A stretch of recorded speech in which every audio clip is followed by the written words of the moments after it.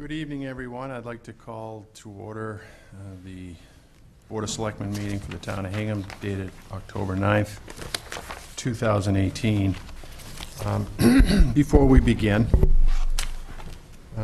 I'd like the residents and the public generally to know that this is Carol Meyer's last meeting as a reporter for the Hingham Journal, and quite frankly, we're really going to miss her because we've enjoyed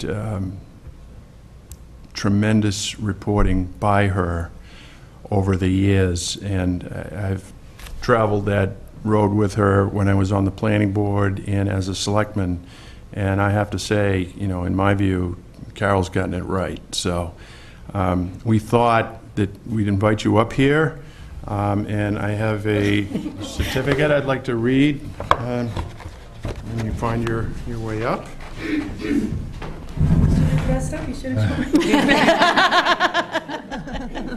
Spontaneity has its value. Okay, certificate of recognition presented to Carol Britton Meyer. On behalf of a grateful town, the Board of Selectmen wishes to express our deepest appreciation for your decades of service to the town. Your firm grasp of the issues, balanced and fair reporting have been a real asset to the town of Hingham. Your substantive journalistic contributions to the Hingham Journal has ensured that it remained a trusted resource of information for our residents. Signed, Paul Healy, Mary Power, and Karen Johnson.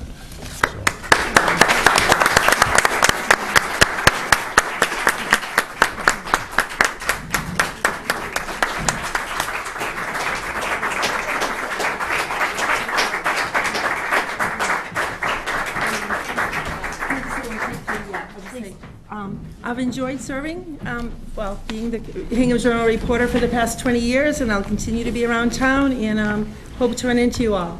Thank you so much. Thank you, Carol. Thank you, Carol.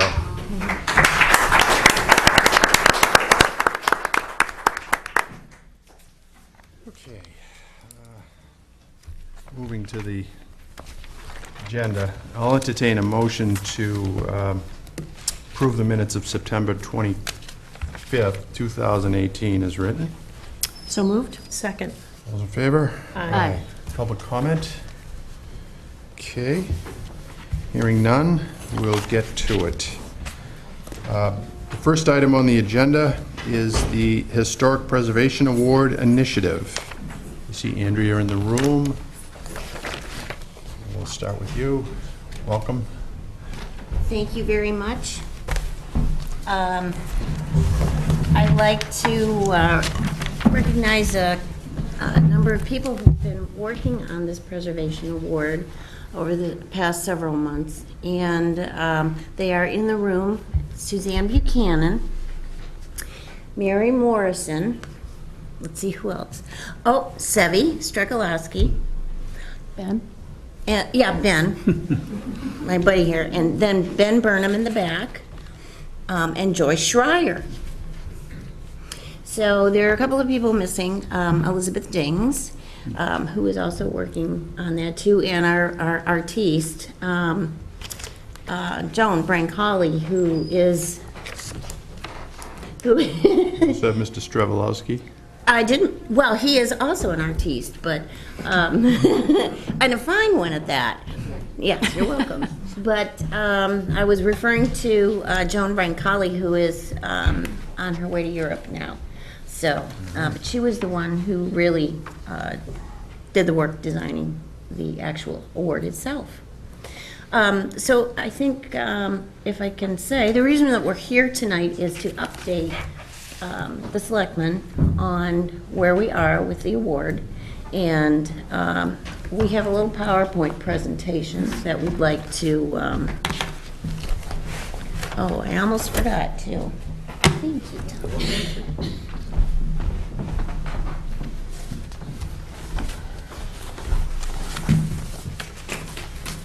Yeah, I know. Sevi reminded me to bring this tonight, so this, maybe you can. Yep. So, thanks, Ben.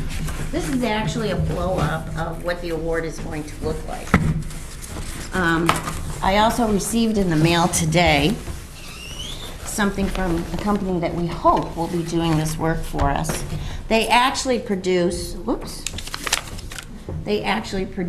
these kinds of plaques, and we're going to have sort of the same process done, but ours is going to be oval, and this is a little bit larger than what we're going to use, but these are the colors. So they sent us a color sample. These are historic. They are now. So thank you very much. I'd like to begin the slide presentation. Is it all right to dim the lights? Sure. Thank you. You're driving. Okay, so.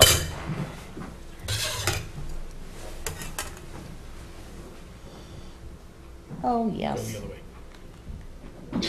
Okay, but this is not in order. Hold on just a minute. Sorry about that. This was working just fine. There we go. So, the Historical Commission was approached by Selectman Chairman Elie and Alec Macmillan, I think last December or so, about the possibility of developing a preservation award. Selectman Elie had been to Savannah and Charleston, and did I say that right? Yes. Yes, that's right. And was impressed with the preservation awards that are prevalent in those cities. And so he thought that we would work on developing our own, and perhaps he'll speak to that later. This committee researched a great deal. We looked all over the country for the best practices. I hate to use that word because it is sort of cliche, but nevertheless, that's what we tried to do. And I think we were successful, hopefully you'll think so too, in finding what we think are the best approaches to awarding preservation.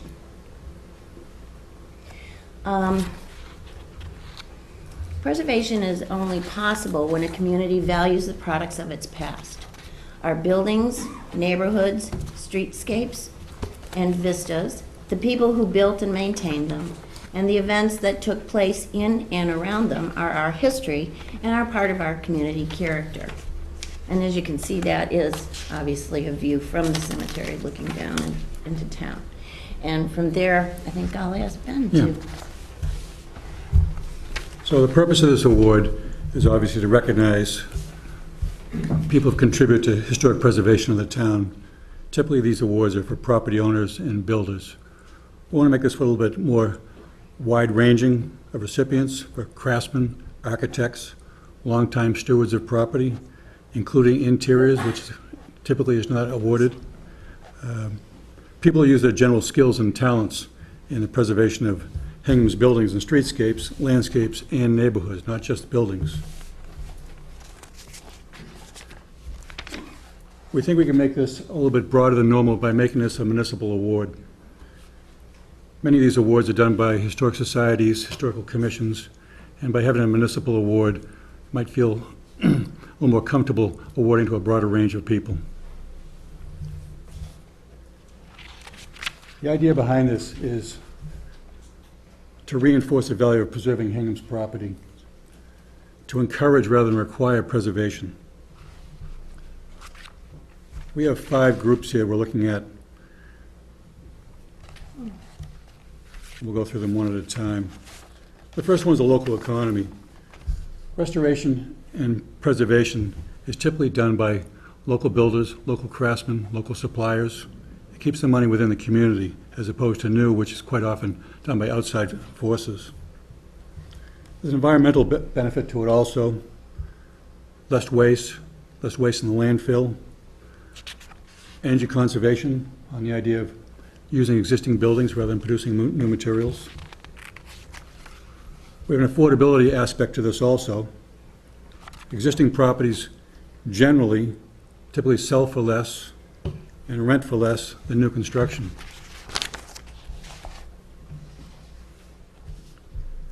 community character is another element here.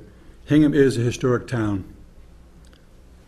We have a quality of life here that's a little bit different than most other towns because of our extensive inventory of historic buildings.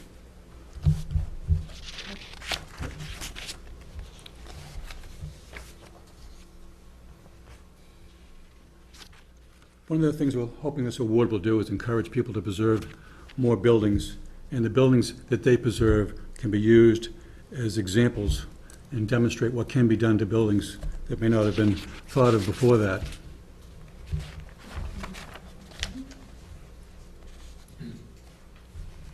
Award categories here. There we go.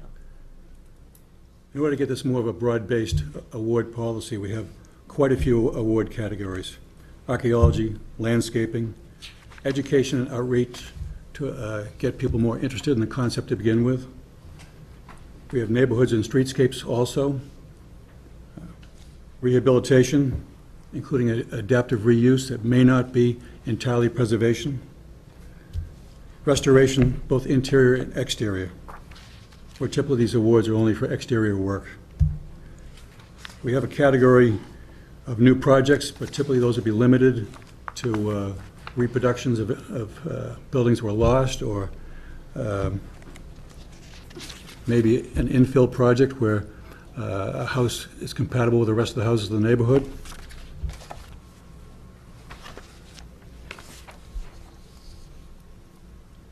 The eligibility here is more than just buildings. It's builders, general projects, activities, individuals, and organizations. Give you some examples of this. We're hoping to get companies and businesses to get more involved in this, also including arts and crafts that are historic in nature, and individuals. Recently, we've had individuals that spent their entire life on this. The late John Richardson, late Winston Hall. These people should be rewarded for what they've done. The criteria is pretty simple. The project has to be in Hingham. Has to be completed within the last 3 years, or many of these projects may have taken decades to continue. We'd like the end of it to be within 3 years. We have other activities other than buildings. Ongoing stewardship of existing houses may take a whole lifetime to preserve the house.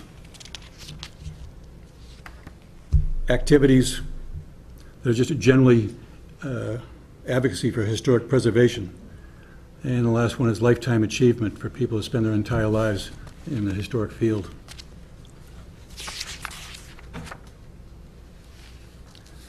The nomination process is pretty straightforward. They can be resubmitted if not accepted 1 year.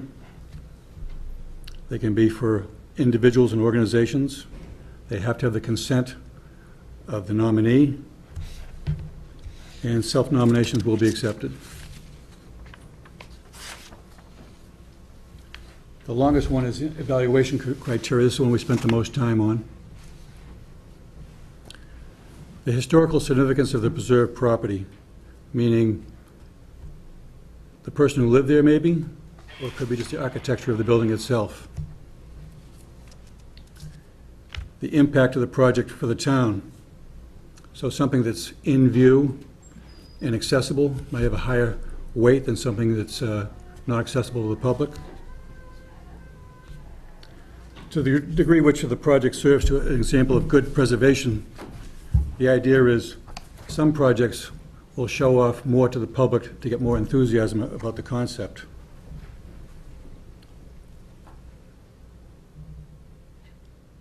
The effectiveness of that and leveraging the educational potential of it is anytime we can show that buildings don't have to be torn down, that they can be restored effectively. We want to recognize the difficulty that builders and owners and craftsmen have in trying to restore a building that may be torn down, may not have been proposed to be historically accurately restored. Looking at the appropriatenesses of the solutions applied to that. The design sensitivity has to do with more architects and designers, what methods they use to try to preserve as much of the building as possible. Some of this may be interpretive in nature. A lot of these historic projects were missing a lot of the original materials, so it has to be interpreted. And whenever we can, we're going to be using the same level of standards that the Secretary of Interior requires for historic district commissions and historic commissions pretty much nationwide. And that's pretty much it. Thank you, Ben. All right, thank you.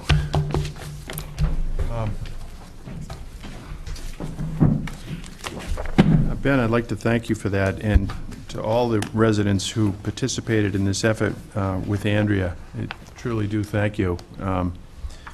As she mentioned, when I was with my wife in Savannah and Charleston last year, I was struck by the work that was done on the houses, and in addition to some kind of medallion indicating, this particular district, there was some that had an additional recognition for the work. And Savannah and Charleston aren't just places of significance with respect to the Civil War, but also to the Revolutionary War.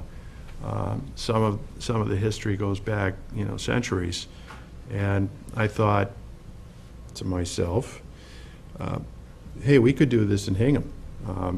We have houses that go back, before the country was formed.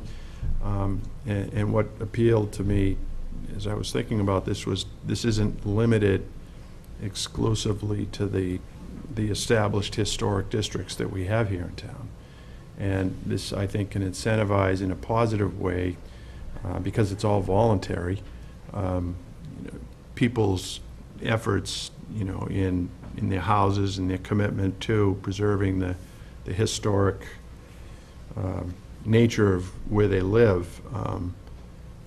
But also, there's commercial buildings that I've seen in town and I've become accustomed to that I've very much enjoyed. So I think that is appropriate to fall within the sweep of this effort. And the group has recognized that, and I do really appreciate that. So thank you so much for this. I look forward to seeing this moving forward. Thank you for your guidance on this, too.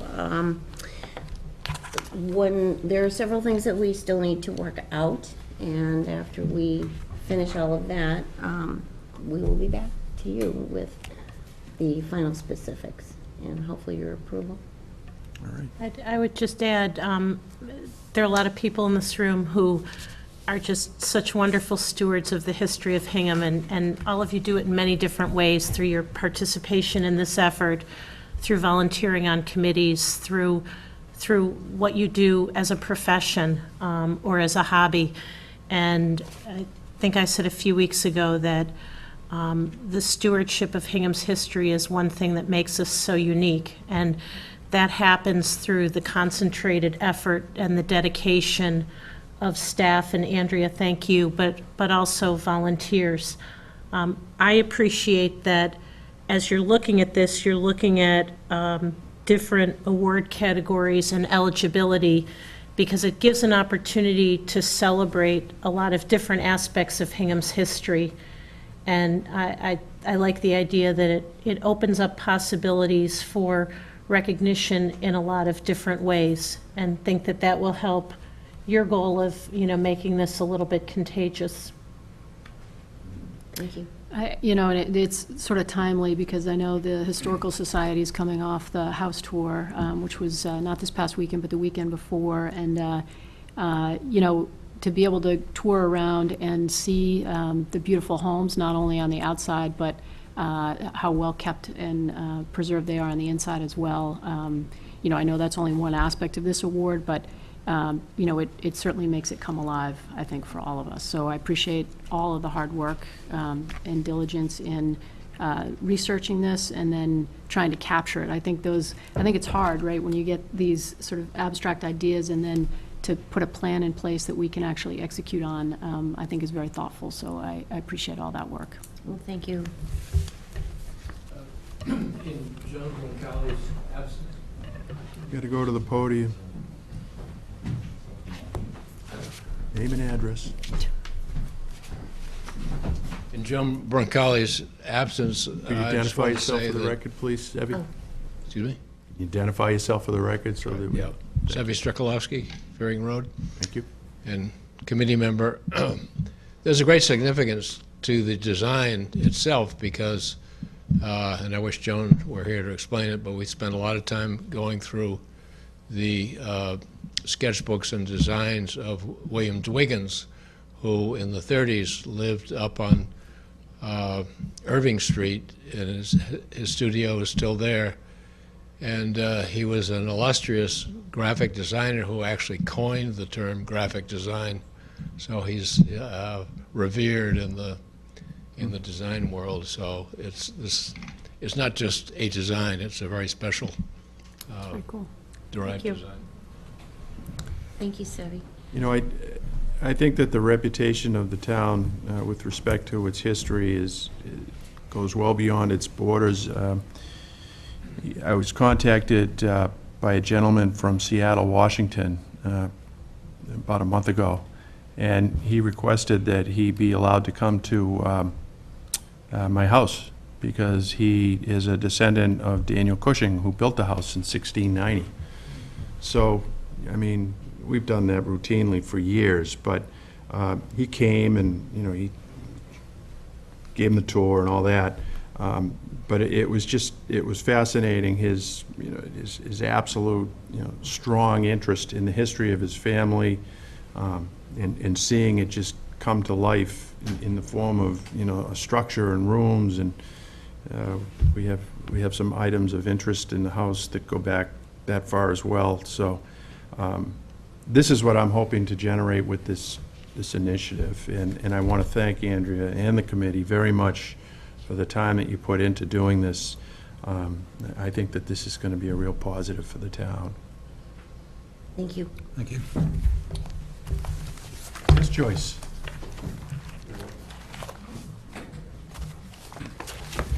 Ben, why don't you just let Joyce go right there? That's it. Sure. Oh, here? Thank you.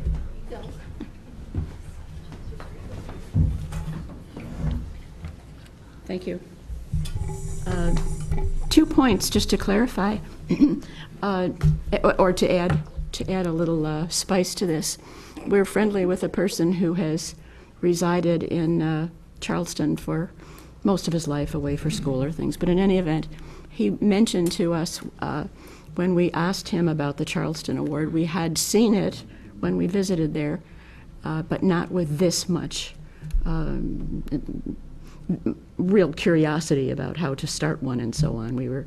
Anyway, what Jim said to us was, I don't know about those, oh no, he said, I do have to add something about those awards. He said, they're just great, and a lot of people have them, and then people move down into town, and they want to have one for status and so on, and so they fix their houses up really well, that they will in fact earn one. So I think that brings up the point that we wanted this to be catching, and he said that it was catching in his words. Now, the Southerners like to go way, way, way back on everything, and so we added to that and said, well, a lot of them are new rich and they just want to have that status. But he has quite a sense of humor. And the other point that I wanted to make, and I'm number 8 on the committee because there are 7, and I just helped. I'm not a real committee member. No, that's not true at all. In any event, when it was mentioned here, am I close enough to this? When it was mentioned here that the award could be given to an individual for many years of many projects and so on, not exclusively to a building where it would be affixed, I'm assuming that it would be affixed to the front facade or the visible facade of the building or municipal building or church or what have you, is that person might take that award and hang it in the house or frame it. It does not have to be attached to a building. And then I wondered if maybe we might be talking about finances tonight, because we didn't volunteer to pay for it. We're not that far, we're not that far along yet, but thank you, Joyce. Did I identify myself for the record? Joyce Schreier from Gardner Street. Good to see you again, Joyce. Thank you. Thank you, Joyce. Thanks for coming. Thank you. Which way you go? All right, well, thank you. We look forward to hearing more from you shortly. All right, now we get to that part of the evening where we're doing the CPC applications. And as some of you know, this is that time of year where people with projects that they've submitted to the Community Preservation Committee come forward. And the first one is Major General Benjamin Lincoln Park. Do we have anybody here for that? I think it's me. Okay. I think we're going to be seeing a lot of you tonight, Anthony. Yeah, unfortunately for you. It'll be a young show. Yeah. So,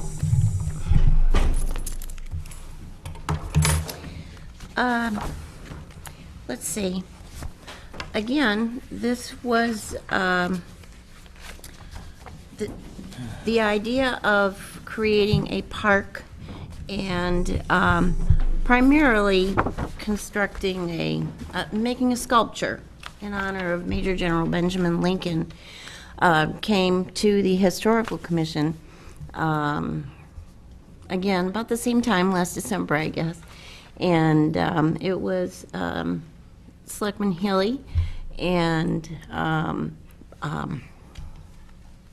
Alec Macmillan, our town historian, and Bill Ramsey, member of the planning board. And they had the idea that perhaps it would be nice to build a life-size sculpture to honor one of our most famous citizens. So that is the pre-application that's before you here. And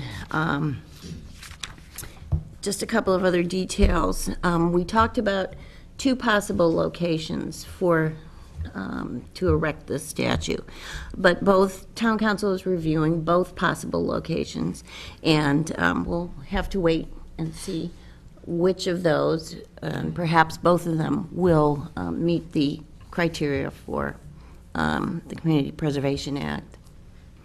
One location is the town common, so right behind, not directly behind, but it's located, of course, behind Dependable Cleaners.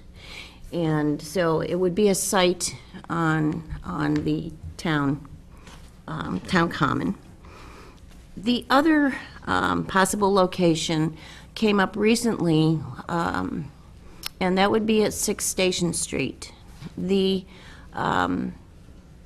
building contractor who is seeking approval to erect a building on that site, and once the permits are approved, then he may take ownership of that and grant the town an easement. So, but that's still sort of up in the air. I think a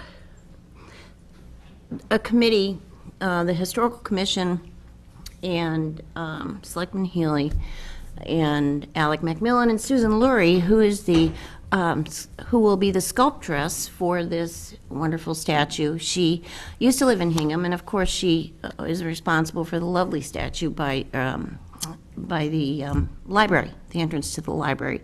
And also she made St. Paul, which is right in the area between the rectory and the church.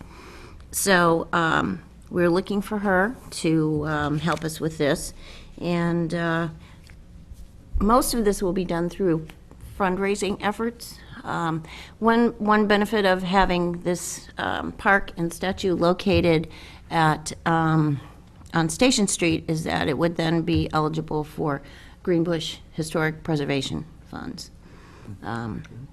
So if it were in the common, that's outside the boundary for the to provide the award. The last thing I have to say is that Bill Ramsey, who was not able to be here tonight, and that's why you have to listen to me, has a brilliant idea for a fundraising campaign. It's called, are you ready? Benjamins for Benjamin. So that's $100 bill. So not Lincoln, not Washington. Oh, Ben. Yeah, so anyway, I thought that was pretty clever. He is pretty clever. So that's that. Thank you very much. So we're asking for permission to submit this application to, pending what town council has to say to the CPC. Andrea, if this were at 6 Station Street, would there be like a grassy area or a little park? So I think this is I know you're just looking for our approval to go ahead tonight.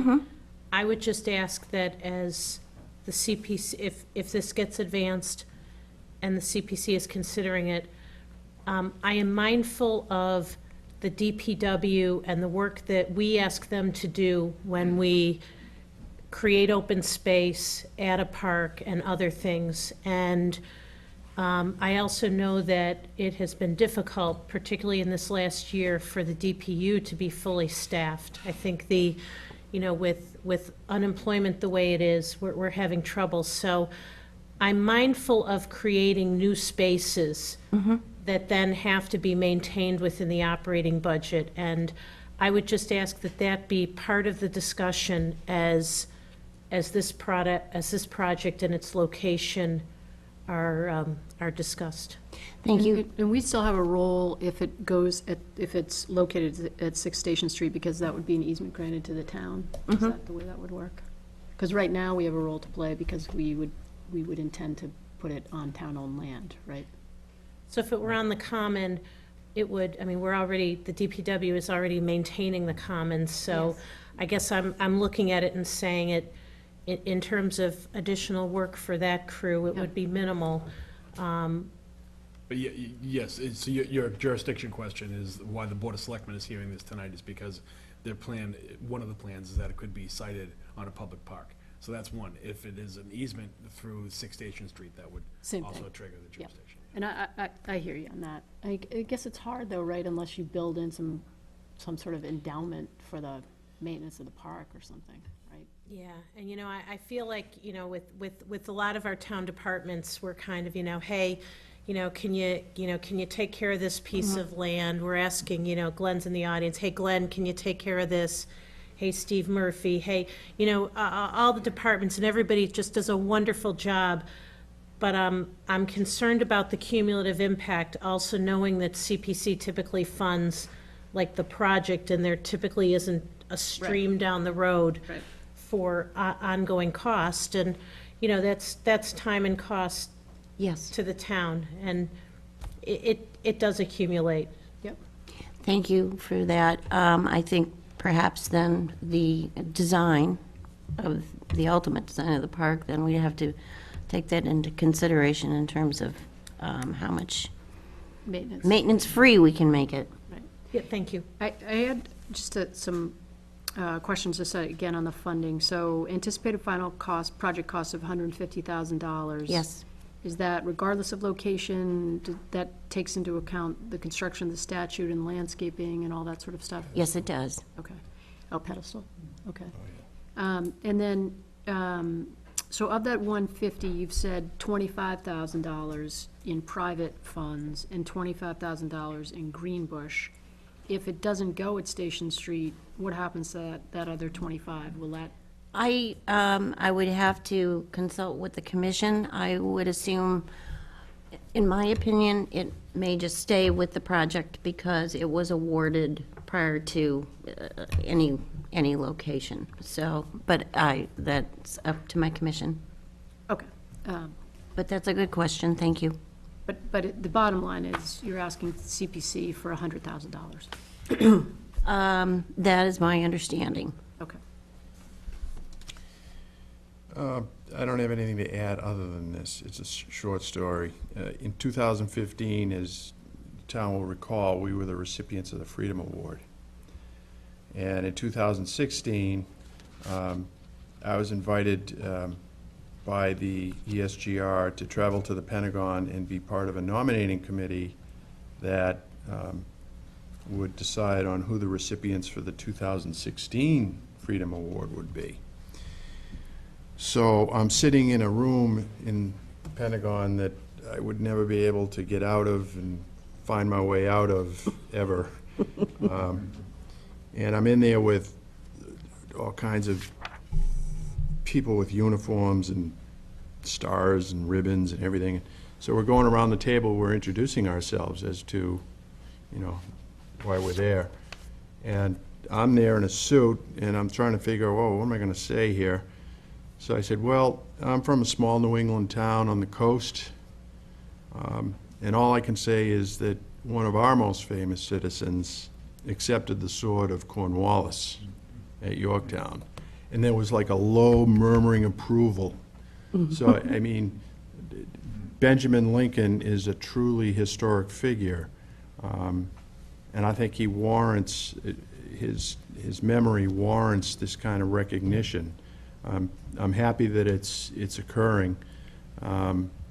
And I think that it'll raise the awareness, the profile of the community by having this public display of our history in the form of a statue. So thank you so much for doing this, Andrea. I really appreciate that. Oh, well, I'm just the mouthpiece tonight. It's and the others who have been doing all the work. And I kept looking at Sevi Strukowski because he is the architect for the proposed Six Station Street building, and will have a hand in doing the work to design the location for the statue. Is that correct, or am I just saying that? You're on the record now, Andrea. Okay. Oh, well. We can do it one at a time, that's fine. I see that on the vote list, so I'll make a motion to allow the Historical Commission to submit an application for community preservation funding for the creation of a major Benjamin Lincoln Park. Second. Discussion, hearing none. All those in favor? Aye. Thank you so much. Next.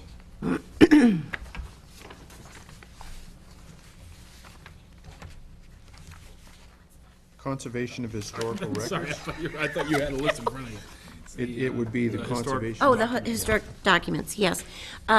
This is, I think, the third year that we are requesting, the Historical Commission and the Town Clerk's Office are requesting funds from Community Preservation Committee. Because of their generosity, we have been able to successfully, well, I don't want to say restore, but to treat a number of books that we have in Town Hall so that they are now usable to the general public. Some have to be, nevertheless, they're in usable form now, whereas they were falling apart in the past. So the books that we are talking about conserving now are located in the Hingham Library. And in the past, the books that we have treated have been, and we have a document conservator who does all this work for us. He has done work at the GAR Hall on photographs and artifacts and books as well. So he's done a great deal with the town, and he's quite good. Anyway, he identified a number of books at the Hingham Public Library. These books, in contrast to the ones we have in the town clerk's office, are have more to do with the Commonwealth, and they contain information about Hingham, but they are not strictly Hingham records. So I just want to make sure that everybody's aware of that. But here, I'll just pass out a couple of pictures just to let you know what we're dealing with. Andrew, does the Massachusetts Historical Society get involved in document preservation of Commonwealth, the records of the Commonwealth at all? Like, do they have grant funds available? That's a good question. They do some document preservation, but generally, the Mass Historical Commission primarily deals with properties and maintaining local governments. Local government records. Yes. So, actually, these books, there are approximately 30 volumes that we are going to ask to be hopefully restored. And they're the records of Massachusetts, 1628 to 1644, and 1650 to 1660. Acts and resolutions of the province of Massachusetts Bay with varying dates beginning in 1630. So these volumes talk about the earliest settlements in the Massachusetts Bay area, including Hingham. So that is what we'd like to submit. And it is possible that Eileen, the town clerk, will find some space in her office if we can return these to the town hall. Yeah, I guess that, I mean, For accessibility, they're in the vault now. right. I guess I've been concerned over time about making sure that once we restore these sorts of things, that we're able to store them in a way that, maintains their integrity. So, I don't know if the Historical Society, has some of that capability on their third floor, whether we'd need to augment storage in Eileen's office to be able to properly store these records. I mean, and we've been at this a long time. Yes. We've been at it since the early 2000s, I think. So I appreciate the fact that we're chipping away at something as important as this. I don't want it to be for naught, is all I'm We saying. do have, all of the books that have been conserved thus far are in archival boxes. Okay. And they have archival paper. So the only thing that we don't have, of course, is the climate control. Yeah. So, but nevertheless, they're in better condition. Acid-free boxes. Acid-free boxes, yes. Fan in your office, you could loan that. With a remote. A couple of months they can have. So again, I would appreciate your permission to submit this application. Are there researchers that come and ask for access to these, or? Not that often, although, and most people don't even know they're available. So that is another one of our challenges. And it's hard to digitize these because they're so fragile. But at least we are able to put notice that we have them on the website. Any further? Public? Nothing? Take a Need motion? a motion, please. I move that we allow the Historical Commission to submit an application for community preservation funding for the conservation of approximately 30 volumes of historical records. Second. All those in favor? Aye. Thank you. Great, thank you. Next item on the CPC list is the rehabilitation of the Canterbury Street Cemetery. Okay. The Canterbury Street Cemetery is actually a family cemetery that was discovered in, it became well-known when the Canterbury subdivision, in 2001, when the land was subdivided, and it was discovered that, oh gee, there's a piece of about a quarter of an acre, or 3/4 of an acre, and there are headstones and footstones and other stones. So at that time, it was now Town Council Susan Murphy, who was a member of the Planning Board at that time, brought it to the Historical Commission's attention, and from there, the Commission engaged historic preservation experts to come and evaluate the cemetery, and that resulted in them developing what's called Massachusetts Historical Commission Form E, which is specific to burial grounds, and that completion of that allowed this little cemetery to be placed on the inventory of historic assets of the Commonwealth, as well as the town of Hingham. So, and it has an inventory number and everything. Let's see. So I think over the years, we made a couple of attempts to try to obtain funding, one's from CPC, but there were too many unanswered questions at the time. And so, thanks to work done by Susan Murphy and our archivist at the time, Jennifer, who was here for a couple of years, she did a lot of research. I did some research, and with the three of us, we came up with 2 heirs. And one lives in Hingham, and the other lives in New Hampshire.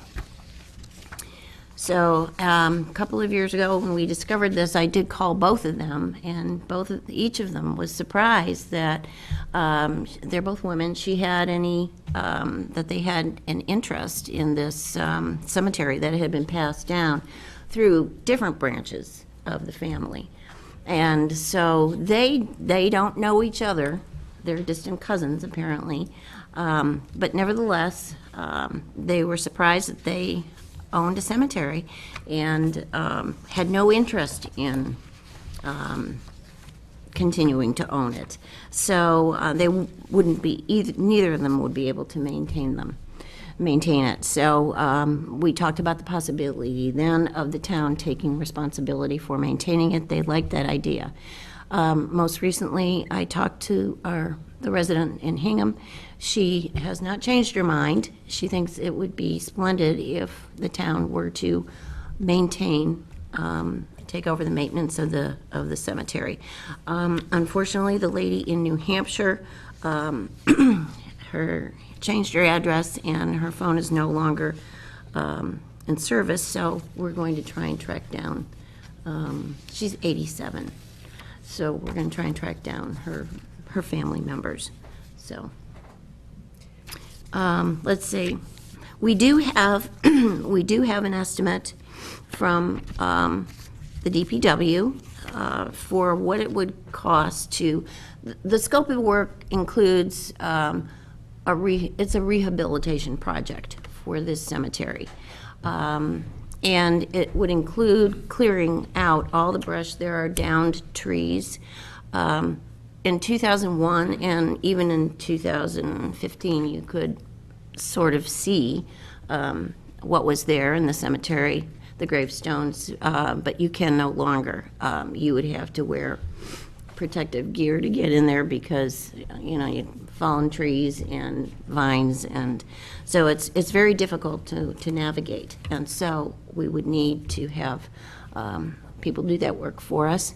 And so their estimate includes clearing the area, the DPW, and then I also have an estimate, and that is for approximately $20,000.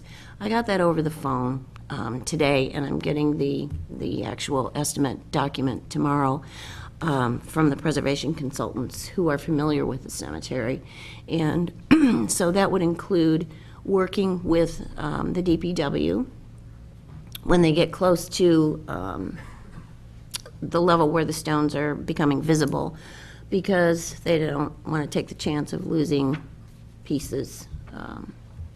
And there are some things that are probably buried from being neglected for years. And so that is very careful work. And so they will monitor that, and they will also do an assessment of the stones that remain in the cemetery. They will also assess some field stones that they think were from a much earlier time. The slate headstones are from 1826, I think, was the latest death that was marked there. But these other stones show that there could have been people buried there as early as 1715. So that's something that would have to be assessed. And then that cost, that estimate also includes some conservation of the stones. So would probably not be able to get them all done, but I think we'd be able to get a good portion done. So let's see, I don't think I forgot anything. I hope not. Did I? Nope. Okay. I don't think so. Just to clarify, there is a MGL that allows municipalities to, in essence, take over responsibility for cleaning up and preserving a privately owned cemetery. And it's, it's used by municipalities just on these abandoned cemeteries that become kind of a moral conscience. And does that mean that there would be public access if it was, Potentially, longer term, yep, that's something mean- that we should think about. well, I guess I'm just looking and saying, if the plan is to conserve this because these are noteworthy things and people might be interested, I would want to make sure that you don't have family members who say, no, no, no, no, no, you can't go on our land. To me, if the town is going to, if we are going to invest taxpayer dollars and state dollars in restoring property that doesn't belong to the town, in return, the town should have the assurance that there is public access to it. And do we need, under that Mass General Law, do we need to take this action at town meeting in order to effectuate those rights? Yes. Okay, so I for one, am not, I mean, Yeah. I have your same sort of question, which is, if we don't own the land, Yeah. and we can't effectuate our rights prior to a town meeting vote, I'm feeling like we're a little cart before the horse here. I generally support, and I have supported over time, restoration efforts at a number of the cemeteries here in Hingham. I'm just worried if we don't have the right to be on that property, I'm concerned about that. I think those two things would, that would have to be a necessary condition. So the money would be made available at town meeting as well. So if you didn't get the access right through town meeting, then you also would no longer need the money. So this is an important issue that I'd like to Sure. look at the law on. So I know sometimes we get backed up where we need to make a decision. Sure. Do we need to make a decision on this one tonight? So Me, yes, I think to allow it to be considered, to allow it to even get into the pipeline for consideration. Roger, what's the application discussion deadline, the 12th? this Friday. Andrea, is I had a separate question, but it would sort of inform my vote as well. The town would then be responsible for maintaining this? Yes, if I may also address the other question that you had.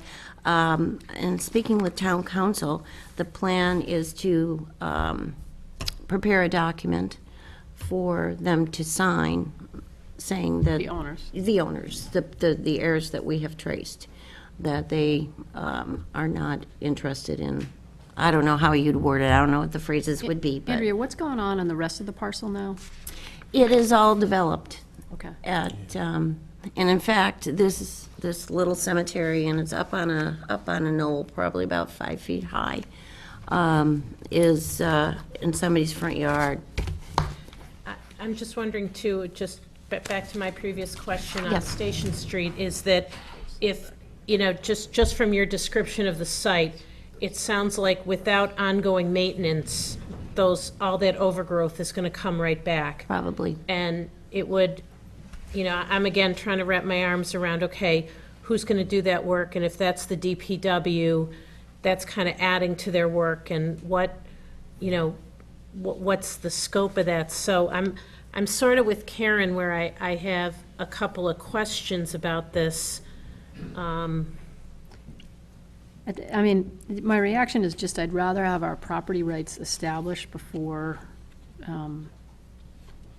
Well, maybe, listen, there's not a hue and cry to get this done this year. This is something that's come up for several times over the past years. What maybe we could do is talk about an article this year that would get us that permission, and then next year, we get in a row in line for the money, if that's. well, and something I makes would the think board- that if we're talking about getting that permission, then, kind of the ownership obligations and upkeep, that all that kind of stuff would be part of that discussion. I don't know, it just feels odd to appropriate $50,000 for property we, I'm a little nervous about that as well, and I think, Andrea, one of the things, and you've worked with us on this before. Sure. One of the things we're also looking at with a lot of these projects is what are the ramifications, or what kind of a precedent does it set? And I think this one needs to be kind of vetted out. It's unusual in the sense that the town doesn't own the land. And I sort of wonder if Hingham voters might be concerned a little bit about, again, taking taxpayer dollars to do that, and whether that may open the door to, to other projects down the road. I mean, And- we have made, through CPC allocations to other cemetery restoration projects, but those also have had a definitive owner and somebody who is responsible for the upkeep of the cemetery itself. Right, so which- it's like the town would, with the past projects, the town would make the investment. I think about the Liberty Plains Cemetery that I walk Love that by a lot, cemetery, and, the effort to restore or rehabilitate some of the stones was wonderful, but there's kind of a whole infrastructure around it that's keeping up the cemetery and things, so this one's a little bit different.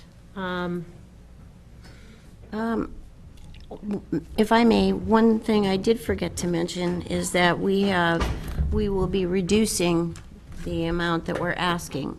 Based on the quotes that we've received, we're no longer asking for $50,000. It would be $30,000. And I understand there's still some unanswered questions.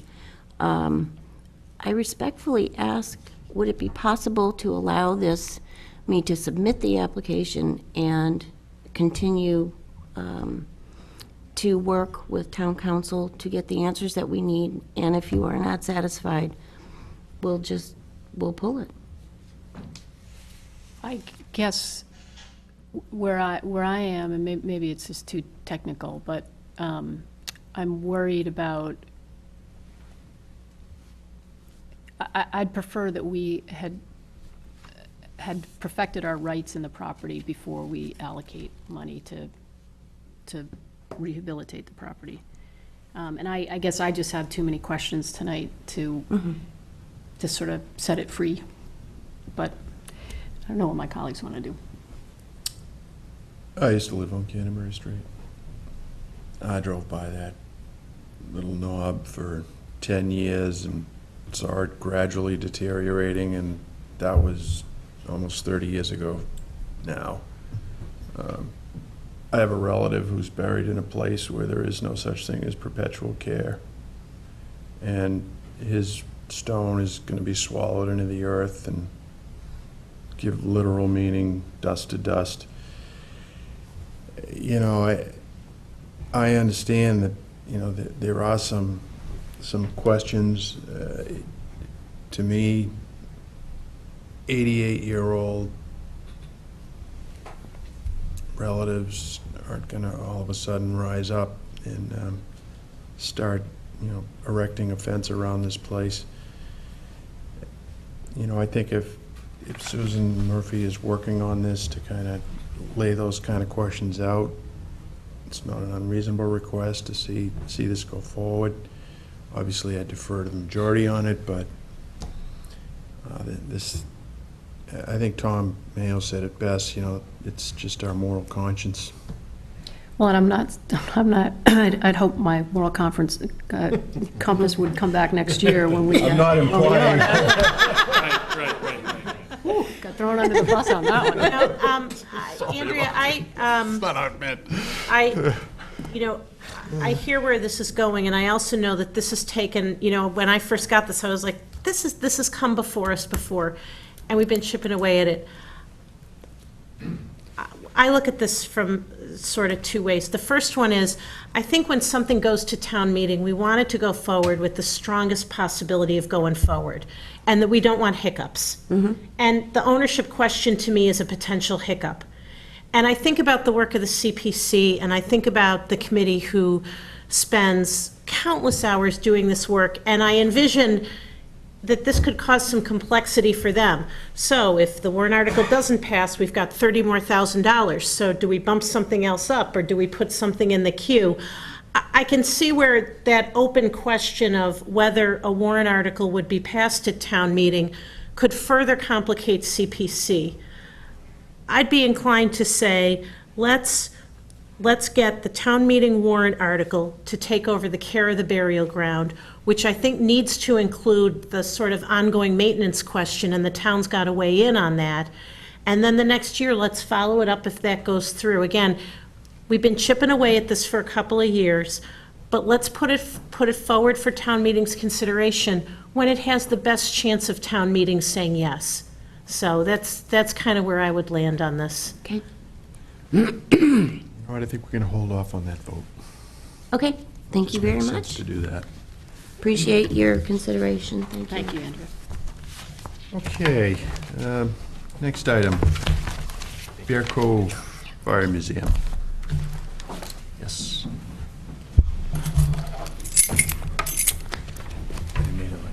I know you.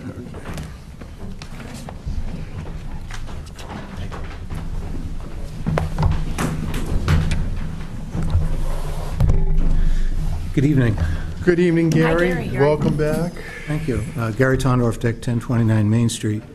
I'm here representing the board of the Bear Cove Fire Museum. Justin Holstrom, who is our president, is traveling to Virginia, so I offered to step in and describe our proposal.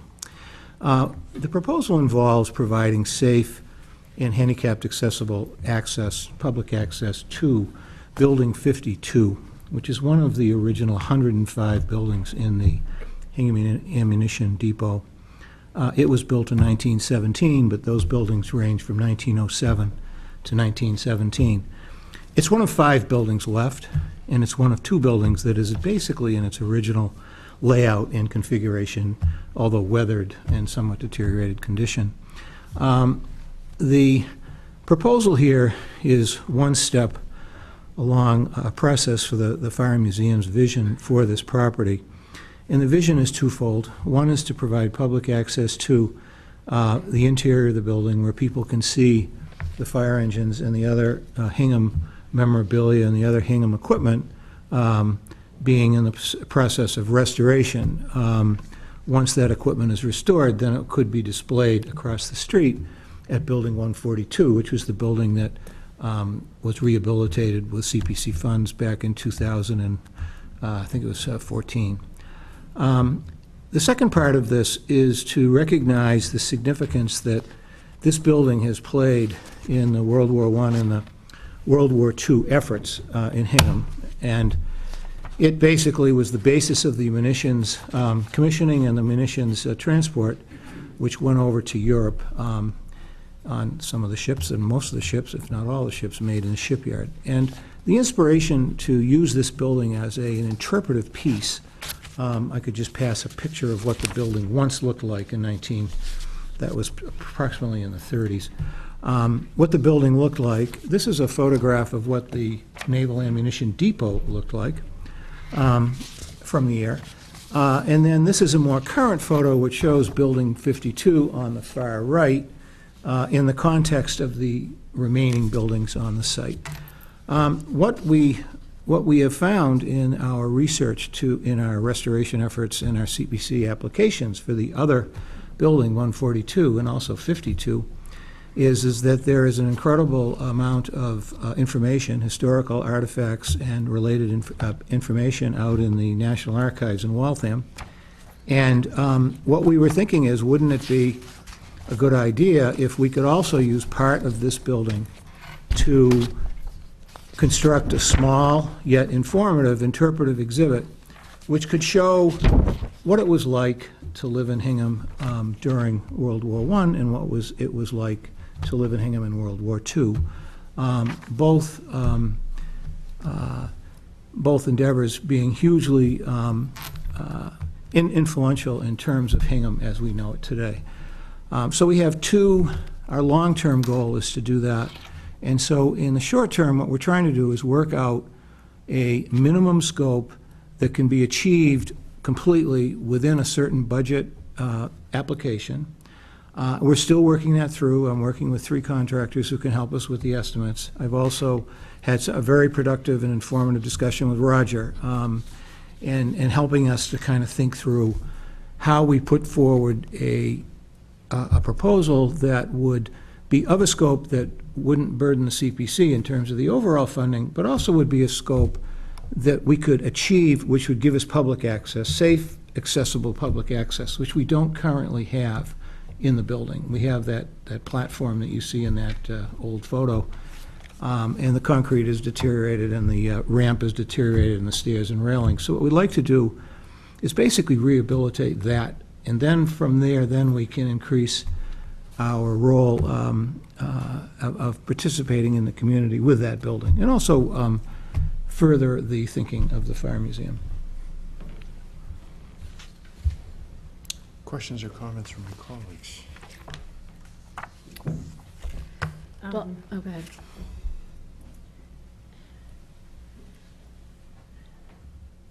I'm just wondering, Gary, one of the things you just said was, you know, that you want to kind of further the thinking of the Fire Museum, and I guess I'm sort of wondering whether, I'm trying to wrap my head around sort of what's the full kind of vision for this, and what role will it play, and also I'm thinking about the Heritage Museum and the effort to, you know, drive people there, and how do we make sure that any sort of, you know, other museums in town coordinate and complement what's going on there. So Yeah.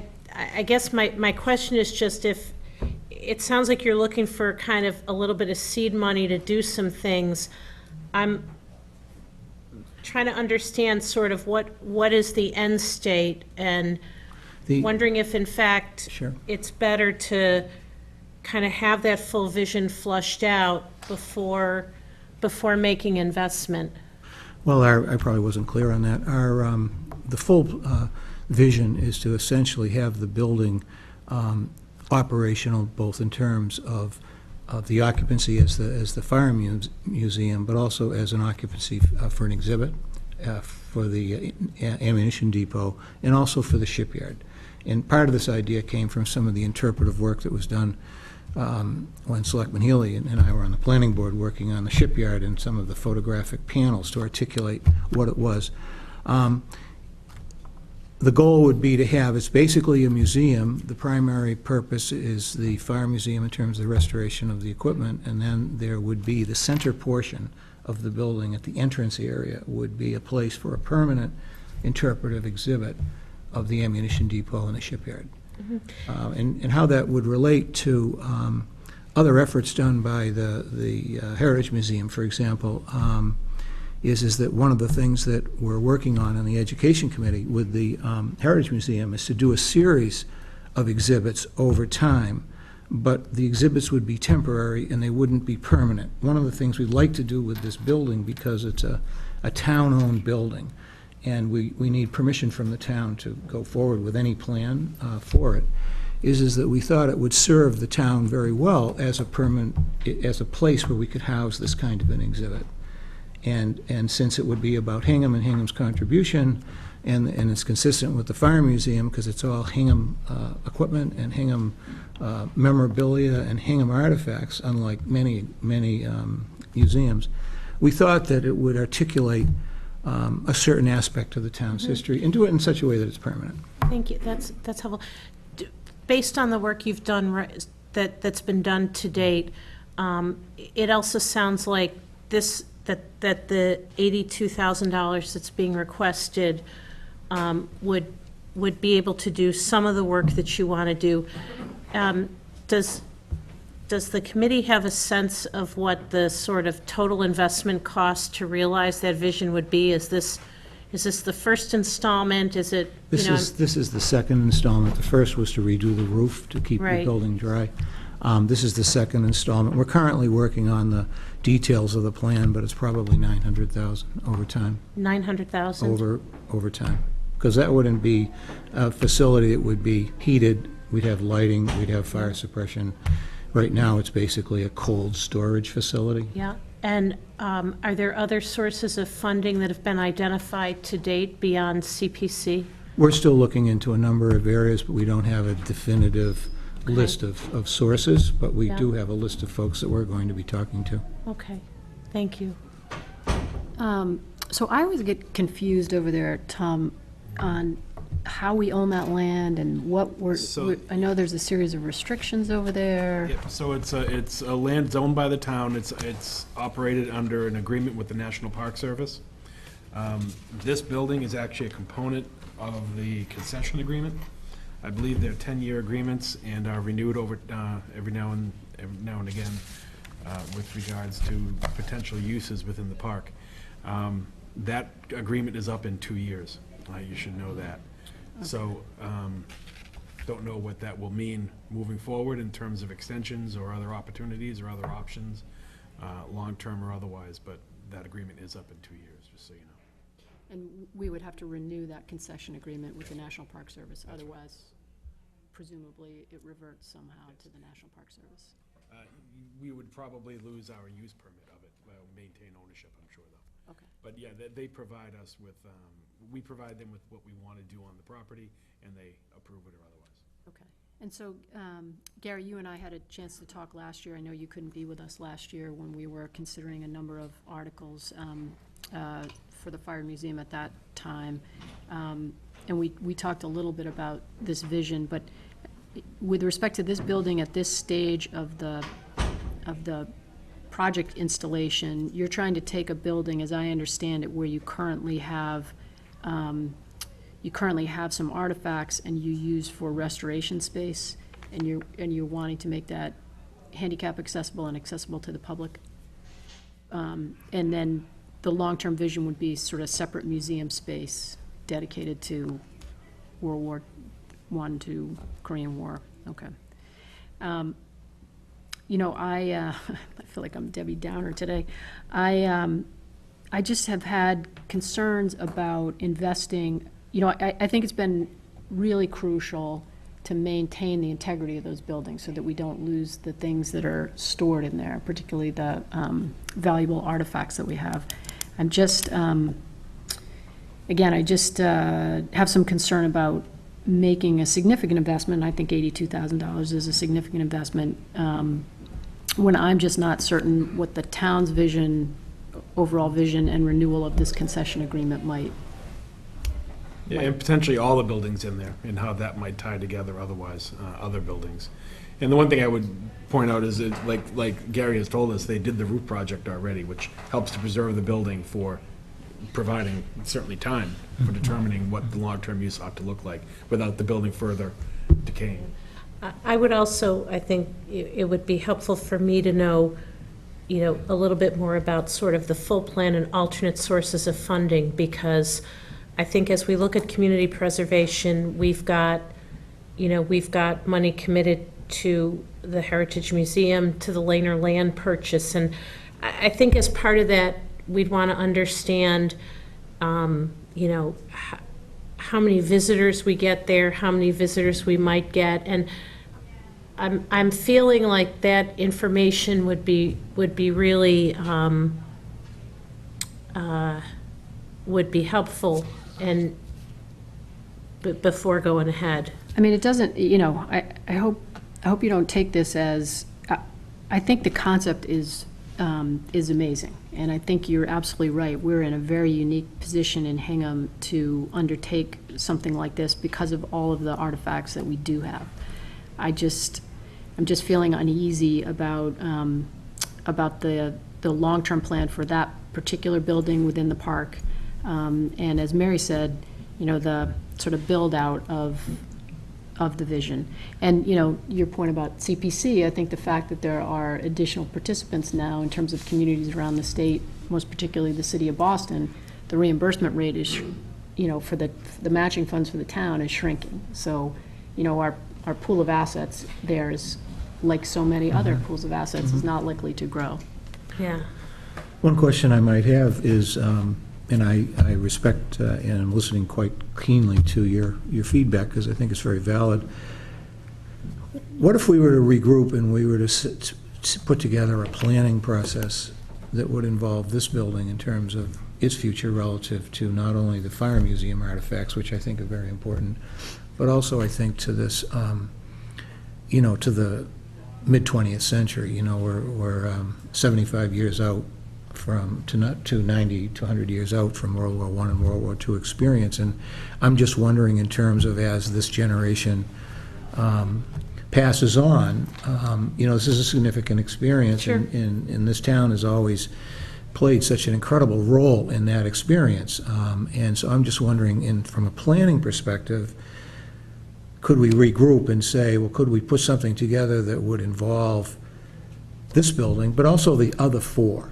Are we, and I'm not sure, and I'm just brainstorming for a little bit here. Yeah. Thinking, is that a more realistic way to go? Would we apply to the CPC, for example, for a smaller sum of money, and then we could do a planning phase? And I think the key thing in terms of, from our perspective, is getting permission from the town to proceed on whatever scope it is we choose to, that is the right scope for the town. I mean, we have some ideas, we have this vision, but, it has to be tested, and it has to be, we need to vet certain things in terms of some of the parameters. Have you had any conversations with the GAR Hall trustees? I haven't with the trustees. Most of my conversations, fine conversations, productive, have been with Roger, and he's given me some really good advice as to how to plan. So I think, and I have not had a chance to talk with the GAR Hall. Well, I would imagine that they're interested in some of these same artifacts. Sure. I'm just wondering if there's a way, sort of like the Heritage Museum overlap, if there's a way to involve.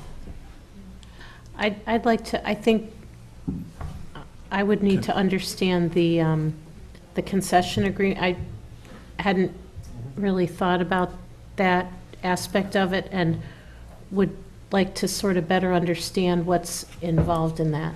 Sure. I just want to react to your GAR comment. I mean, the Grand Army of the Republic was, it's magnificent in history. And the fact that, that this fraternity formed following the Civil War is just a testament to its greatness. I think the shipyard period of our history should stand in its own right. And I'd be frankly uneasy about integrating all of the military history of this town into one building as opposed to another. I'm a little concerned that the shipyard, the history of the shipyard wouldn't be given the prominence it truly is entitled to in Building 52, sincerely. I mean, Say that again? You and I both know what went on in that shipyard, and and I think that we're all kind of touching upon, we want to recognize that, but there's different ideas and different movements in place. I remember when Lloyd Linscott brought in Ladder 1 on a flatbed to Charlie Cushing's, in the 70s, and the work that's been done by Bear Cove Fire Museum, and countless thousands of hours to restore those trucks is just really superb. I mean, to me, the biggest jazz is seeing them in the parades and over the roads. Mm-hmm. I've been in that museum or that building a couple times. To me, it's a place where you work on the trucks. But, I mean, I'm sure it's much different now. But the public sees those trucks out there in the parades. And I think that's what brings them to life. Mm-hmm. I don't know what the numbers are for people visiting here. I think, Karen's brought up this whole thing with the Department of the Interior. Where are we going with that? I think your point about the planning, we've got the train museum across the way, and then that big warehouse. What's going on there? And Well, the warehouse is the place where the work happens on Yes. restoring the trucks, but the 142 is where the trucks are displayed, so. right. And so that's got handicap safe access, which is getting more frequently used, and the museum is much more active now under the current board to make it more publicly known, acceptable, et cetera. What are the counts? I don't have all the exact numbers. I'd have to get those from Jerry. But one of the point two, Paul, is that I was thinking that since the shipyard is really an extension of this, that I didn't see the two as separate in terms of their historical prominence. What I thought is that we have these existing buildings that could be used for that, given that most of the buildings in the shipyard have now been repurposed. Yes, we have the gatehouse, we have the flags, and we have the significant prominent Chimney. the chimney, and we have the stainless artifacts, telling us what happened there. But I was just thinking, and also given the wealth of information that's out at the National Archives, which is not really accessible out there, and it's something that it might be nice to have a home for some of this stuff in the town, and I didn't know where else it seemed to me that these buildings are available, so. I agree with you, Gary, 100%. I just am trying to figure out Sure, if this is the yeah. best place for it. I understand. I think sometimes too that, in a lot of ways, the CPC timing kind of drives some of these discussions, but I think sometimes we find ourselves in a situation where, well, we might look and say town meeting is, 5 months away or whatever. The CPC timing is really kind of short at this point. Mm-hmm. I'm wondering if we owe it to ourselves collectively to have some of those conversations, but not try to do it between now and, again, I think that the CPC timing is what it is. Again, as I said previously, I like the idea of putting things forward where they're sort of in their best position to say yes. I think here, for me, at least tonight, there are a lot of questions that have been answered, which I appreciate.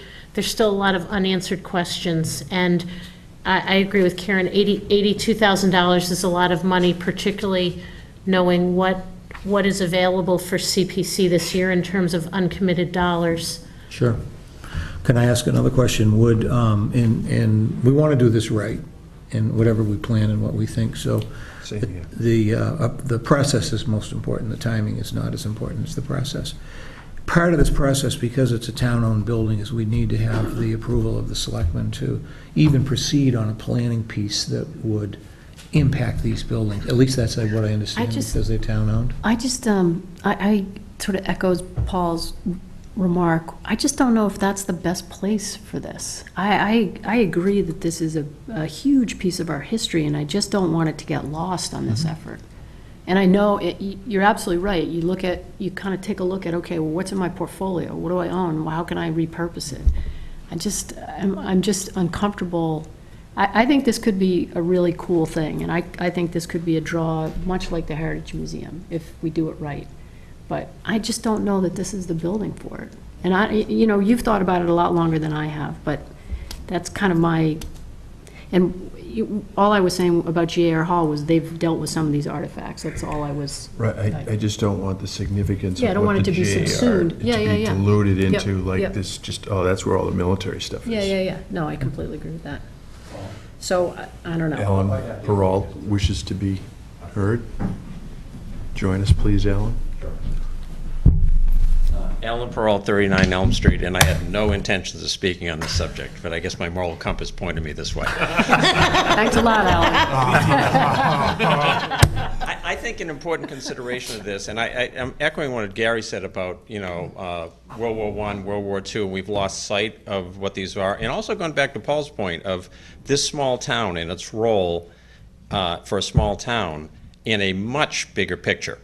So many of us know Bear Cove Park or Wampatuck is where we walk our dogs, In fact, my little story started with my wife and I walking our dog in Wampatuck this fall.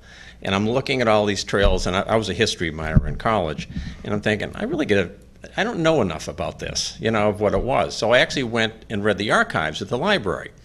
And we started a munition depot for World War I by an act of Congress that looked up and down the East Coast to find a suitable place with enough of a buffer to have a munition distribution facility, which it surprises me they found a place with such shallow water, but that's another matter, is the best place to do it.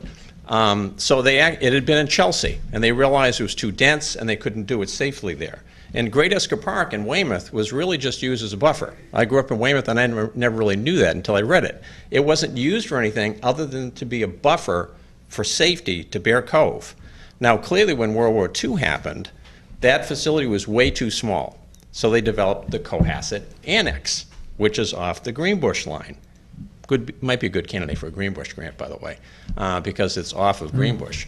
And forget just the shipyard. All the munitions for the European effort came through that shipyard. I mean, came through that munition facility, which I think when we're walking our dogs in Bear Cove or in Wampatuck, we have no idea of the significance of that. So I think the big picture of getting that out there for people so they can understand it is unbelievable for a town of our size. The whole, Atlantic effort, war effort, was out of this town. So I think however we do it, I just think it's something that really warrants consideration. Thank you for that. Thank you. Yeah. Yeah, thank Thank you. you, appreciate that.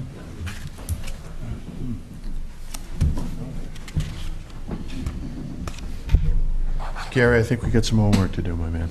Okay. Saying it in as nice a way as we can.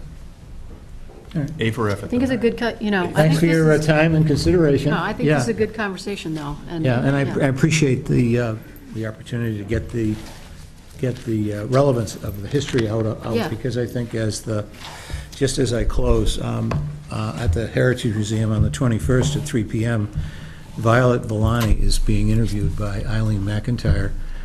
And Violet Villani, 94 years old, she lives on Gardner Street, worked in the shipyard.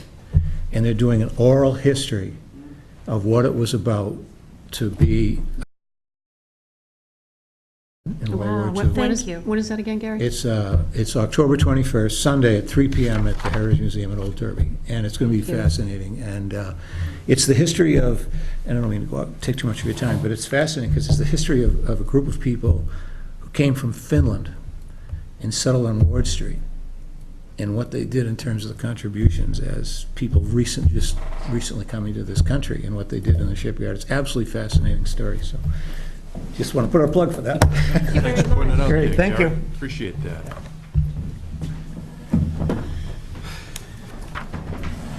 So now, we have the pool.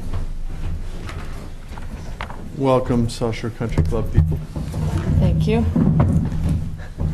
So we're going to switch gears a little bit here, not so much historical significance, but more of a sort of recreational South Shore Country Club gem of a discussion. So I'm Christine Smith, and I am the sort of newly appointed member of the Country Club Management Committee, as well as the newly appointed chair. So I'm here to sort of give you all an update, and I'm also the current secretary of the Friends of the South Shore Country Club, which is a 501c3 that began about a year ago with the sole mission of providing fundraising to raise capital for identified projects at the South Shore Country Club.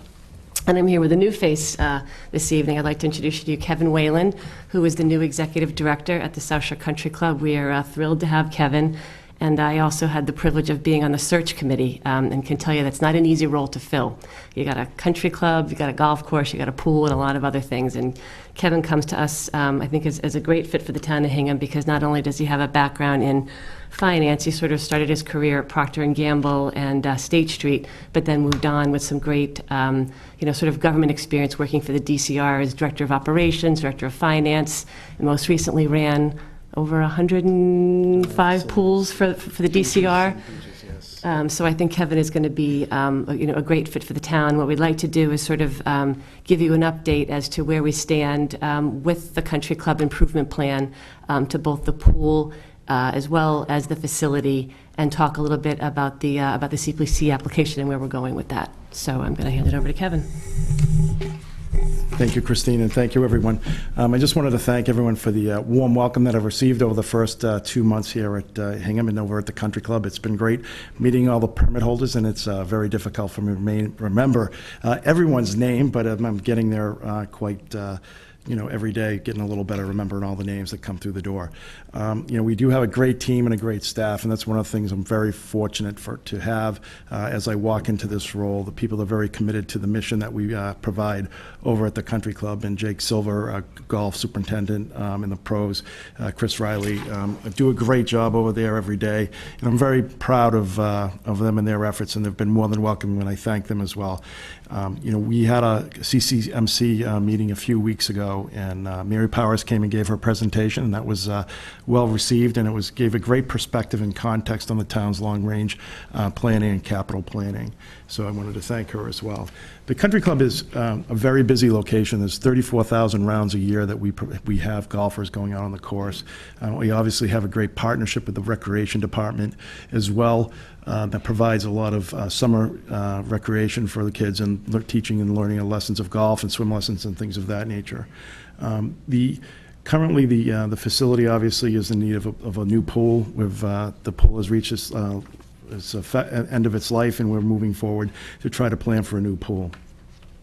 We are currently trying to increase our revenue by doing a number of different things. One of the things we've done is we've reduced or eliminated for them our Groupons, which are coupons that are allow golfers to find pretty much the cheapest rate around. And we've had a significant number. We do about 1,000 rounds in the past year, which is about a $40,000 hit to our bottom line. So one of the things we've decided to do for next year is to reduce our rates for the membership by 10%. And one of the reasons why I believe that members are more committed to the course, it will increase the pace of play and just overall keep the commitment to the course more, where people are just looking for the low-cost provider, which is what you find with Groupon. So I think that's one of the reasons why we're moving in that direction. The current project, improvement project, it's not just a golf, it's just not a pool project, but it's also going to improve the golfing we're going to be moving the facility, the practice facility over to where the pool is currently. So it impacts the whole facility and improves the whole plan is to improve the whole project. Sorry about that. So at this time, we want to move forward with withdrawing our CPC application. This time we're not ready to move forward. We have only about $87,000 raised. We have a great committee that has been placed. We've got new members come to the Friends Group that add special expertise in fundraising and also community organizing with Facebook and those type of social media technology savvy help people, so it will be more helpful. The other thing we're trying to do is also, as we move forward and understanding that we're going to withdraw, we want to make sure that we have a sustainable operational plan as we move forward.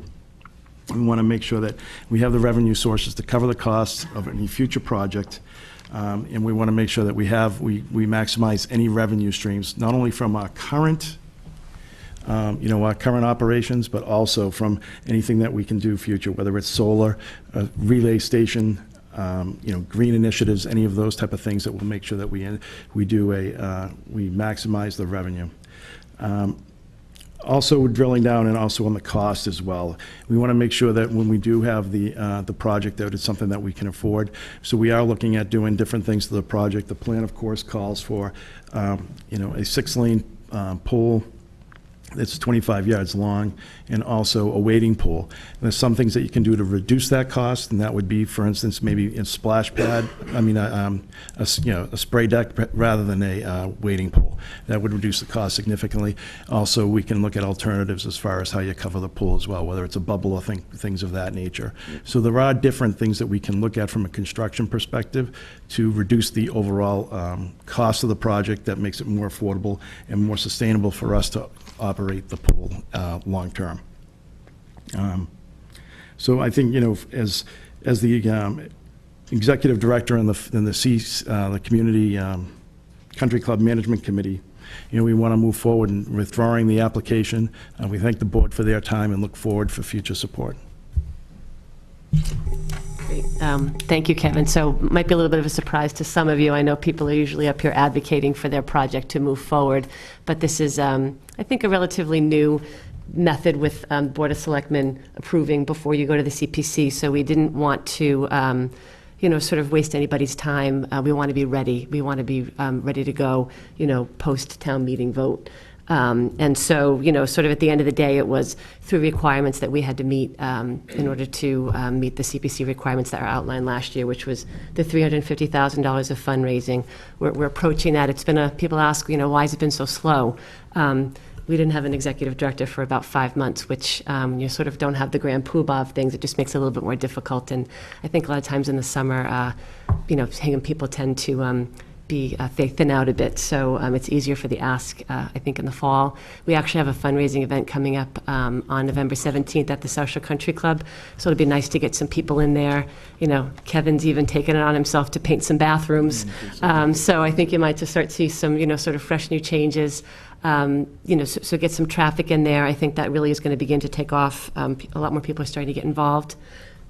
We also have the Hingham Scramble, which is a golf tournament that benefits the course. We're going to be doing a renovation of the 5th hole complex, and the Hingham Scramble is on Monday, the October 22nd at noontime. So get your foursomes in at the country club on the 22nd. So we haven't quite met the fundraising goal. We're working on the sustainable operating plan. I failed to mention I have Rod Gaskell here from the CCMC, as well as Jack Bailey, and everyone has sort of been tasked. So everyone is really going to start drilling down into, Kevin is really taking a look at the country club as is. It's nice to have sort of a new lens on that. And the rest of us are going to be looking at, new plans, solar, parking fees, whatever it may be, to try to come up with more of a sustainable plan. And then we have to, of course, mutually agree with the Board of Selectmen as to how to move the project forward. So all of that is in process now, and I think it's just a little bit too early to move forward. So hence, that's why we wanted to come before you to give you the update, but explain sort of the rationale as to not moving forward at this point. So it wasn't anything I said prior to this, right? You scared me, Karen. Just, exactly, right? I think last year there was, and I see the chair of the advisory committee in the room, there was a lot of discussion about the wording of that warrant article and the warrant article comment and the conditions. And I think what that said is that the community is supportive of this effort, and you have a lot of different constituents that you got to take care of. Putting together a program that works for the citizens, that complements the programs that go on there. From a financial standpoint, understanding the degree of financial risk the town might be taking on. And it's a lot of different pieces. I think what you're doing tonight is really smart, and I also just want to applaud you for going towards community preservation. As you saw in the presentation of the town capital needs, there are many of them, and there just aren't enough dollars to do them all within the next 5 years without significantly overburdening taxpayers. This project is in a unique position, unlike some of the others, where it's eligible for this funding. And so by pursuing this route, what this also does is that it, in a way, kind of potentially opens up some money for some of the other town infrastructure projects that are being worked on. So Kevin, welcome. We're very glad you're here, and we look forward to continuing to see the progress on this. And if I could just comment about that, Mary, just one thing just to mention to people, that the Country Club actually operates as an enterprise fund. So it's different than most town-owned properties where, as an enterprise fund, we operate as our own independent business. We're supposed to be taxpayer neutral. So that's why a sustainable operating plan is so important. We have to basically, service our own operations plus service our own debt.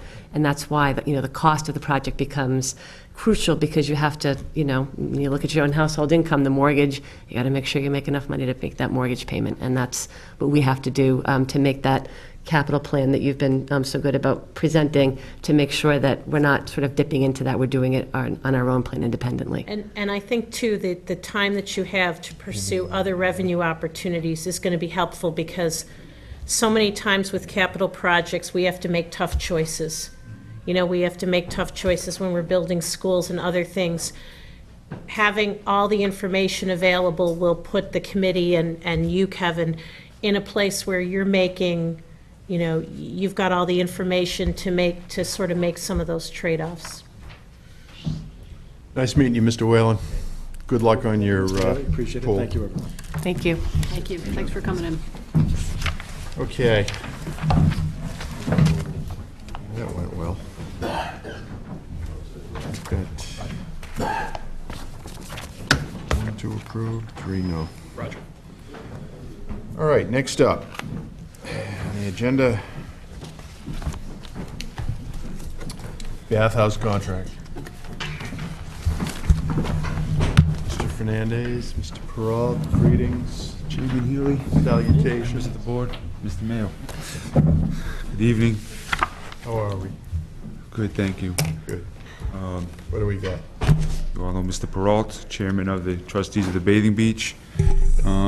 Just in terms of context, just want to remind everyone that in 2017, we received a Seaport Economic grant of $700,000 to go towards the construction of a concession stand / bathhouse / restroom building there at the Bathing Beach between Route 3A and the existing parking lot. That was the agreed upon location. So in addition to that, we received, the trustees received $150,000 in a CPC grant at annual town meeting 2016.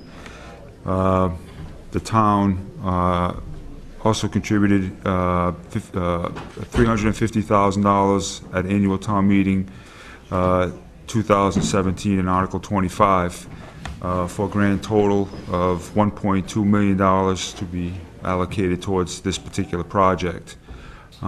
Since then, we've been actively working towards designing, permitting, and bidding out the project. We've went through 2 bidding processes with the trustees. The first resulted in a bid that was higher than we thought the budget could sustain. We rebid the project again. We received a budget that was still higher than what we'd like to see. But we felt that through some value engineering, still remaining within the original scope of the project, not changing the scope of the project, some value engineering, we think that we could bring the project in on budget. So today's discussion is to request the selectmen to authorize enter into contract with that bidder for the construction of the building I just described, for a total of $939,240, and that contractor would be Triumph Construction. The trustees of the Bathing Beach will also be seeking potentially $42,000 through a new CPC application this year. And then we sound a bit confusing since we're telling you we have enough money to do the job. I think one of the things we don't do typically, or we haven't done, is enter into projects with no contingency at all. And the last project I think we've had this type of discussion on was when we actually capped the landfill. We came into that project with we felt exactly what we needed to cap the landfill, and we cautioned everyone, hopefully everything goes well, but if something does go sideways, you will see us again. And in that project, we did come back for $6,000 or $7,000, so we were successful there. We hope to have the same sort of results here, but again, the caveat is that we have enough that legally allows us to enter into contract, but a cushion would be prudent in this project, we think. So I don't know, Alan, if you want to add to that. Yeah, the only things I'd add to it, I think working with Roger's office, we've made every effort to skinny down this project wherever we can. There was going to be a deck spanning the swale out in front of the community room. We've cut that back. And the idea we may end up doing a brick patio on the side of the building, not dissimilar to what they did at the Historical Society, and we'll try to fundraise for that. But it's not an essential part of the project. We can still get the project itself. The other thing, and we went for Chapter 149 vertical construction, we went modular, so there isn't any way we couldn't skin this cat that we haven't tried. And even, like Roger said, getting some value engineering. The other thing I'd want to remind everyone is we have a very good vendor, Greg Acera of Tosca, who has hung in with us for the last 2 years and is also contributing some funding towards, we're giving him a shell. So we're essentially not doing anything on his side, and he's actually going to help us on our side with some of the other improvements. So I think his continued commitment to this And the trustees, as you know, we operate on a $39,000 a year budget. For that, we do lifeguards and goose control and not much else. This building will allow us to be sustainable because, and we're going to get revenue from him anyway in a percentage of his rent. And what Situate has done with their community room is it's very busy. It's used by their rec department. I think this will be a very viable location. There aren't a whole lot of locations right on the harbor in Hingham. So I think it'll be self-sustaining and actually producing revenue. So to Mary's point earlier, this is one where he'll take care of the restrooms. This is not going to be a burden to the town in the sense that that's part of his contract. He maintains the building. So even though the restrooms are common, it's his responsibility to clean them. And then the money he's going to give us is enough to maintain the building and do other things as well. I think as any of you who've worked on a house addition or anything, Roger's done a great job in the horizontal projects we've done. You know, the walkways and the 42,000. We actually gave 42,000 back to CPC from the walkway through the Grove because of the very competitive pricing we had. Vertical construction, I think in the last 2 or 3 years, has had a spike in the boom we've had that's almost unprecedented. So I think we're finding contractors, if they're not making a number that they'll live with, they'll work elsewhere. And we found that in the lack of bids. And then at least these guys, to their credit, were willing to work with us to come up with a number we can live with. Because they haven't done a lot of these buildings modular. If you look at they're a big modular company, but most of their projects, I would say, design-wise, and Sebby would probably agree with me, are not too creative. You know, there are school additions, you know, temporary classrooms and things of that nature. So I think they see this as something that could be a gateway to doing that. We're less worried about the modular cost going up. We have another $150,000 of site work costs of getting the gas from across Ship Street, of getting the sewer line from Town Pier. And I think we can do that, but as Roger said, a cushion of $5,000 of whatever it is tight, to say the least. So I think that's about it. Where does the 42 come from, Alan? Like, how'd you come up with 42? That's how much we actually did. We had about 144,000, I want to say, to do the walkway through the Grove from CPC, and it came in just over 100,000. So again, on the horizontal work, when we did the Armorstone wall, we estimated 100,000. It came in at 98. We're doing a pretty good job on the horizontal projects, because Roger's pretty good with us, a contract that he already has with a contractor to get something done competitively. So I think the walkway to this building, which we get money from last year, I'm not too worried that we won't be able to get it done for that. Yep. And maybe if we've raised some funds, maybe this guy can also do the patio I'm talking about, when at the same time. Ideally, I'd love to have that ready when the building's ready, but let's get the building up.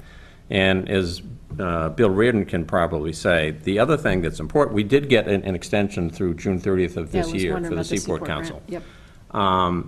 But as Bill's aware, there's a number of other projects we potentially would like to look to Seaport funds for. And I think beyond the trustees, I think the town of Hingham has to prove to them that we can deliver a project. So, and we certainly plan to. But I think, and I understand that some people may say, well, you've gone to the well a couple of times. It isn't for a lack of effort of trying to get this thing at a number, and. So the design, even though it's a modular construction, the design will fit with what the expectation is from the town? Same exterior materials, same aesthetic look. It's just a matter, because some of it is fabricated off-site, you save on some of the prevailing wage. Okay. Anything that's done when you're buttoning together on-site is prevailing wage. Okay. But that's where the modular exception works in your favor in bidding, is you can take the advantage. I think they're building in Maine, I believe. Mm-hmm. So the modules will be made, built in Maine. And then the other thing is we can make up for time, too. Yeah, if we get the site work done, normally you're saying we're starting now, we're going to be hard-pressed to do it by June. But the construction of the building is going to be done in the factory over the wintertime. So if we get the foundation and the site work in, they can drop this thing, and we'll be in business for next year. Just had one last question. The Fire King contribution outside the lease of $53,000, what form will that take? Is that improvements to his space that we would otherwise have to pay for? And how will that be memorialized so that we need that money in the budget, right? So one thing I want to do first was thank him. We shook him down for another $52,000. Yes. So thank you, Greg. But what we have is, and he's been really great with the lease agreement itself, because we've been waiting for we want to know we had an actual contract, construction contract. We've been extending the lease agreement, so every couple of months, in accordance with Mass General laws, we had to send them a document that extended the lease agreement, which included the rent plus the percentage of his revenue that the town will see. So in this next iteration, we will ask him to sign the same document, except we will include an additional $53,000 in that document. So I have a copy of that here, but we will memorialize that. Okay. No, I spoke with Alan late last week, and I thank you for your time and for answering the questions. And I think a lot of what Alan and I talked about, he and Roger have covered tonight. Questions from the public? Hearing none, we ready for a vote? I move that we enter into a contract with Triumph Modular, Inc. to construct the Hingham Bathhouse and Concession Building as outlined in the RFP package, Hingham Bathhouse and Concession via Modular Construction, BH 2018, at the contract price of $939,240. Second. All those in favor? Aye. Aye. Thank you very much. Thank you. Thank you very much. Thank you. Great work. Okay. Next.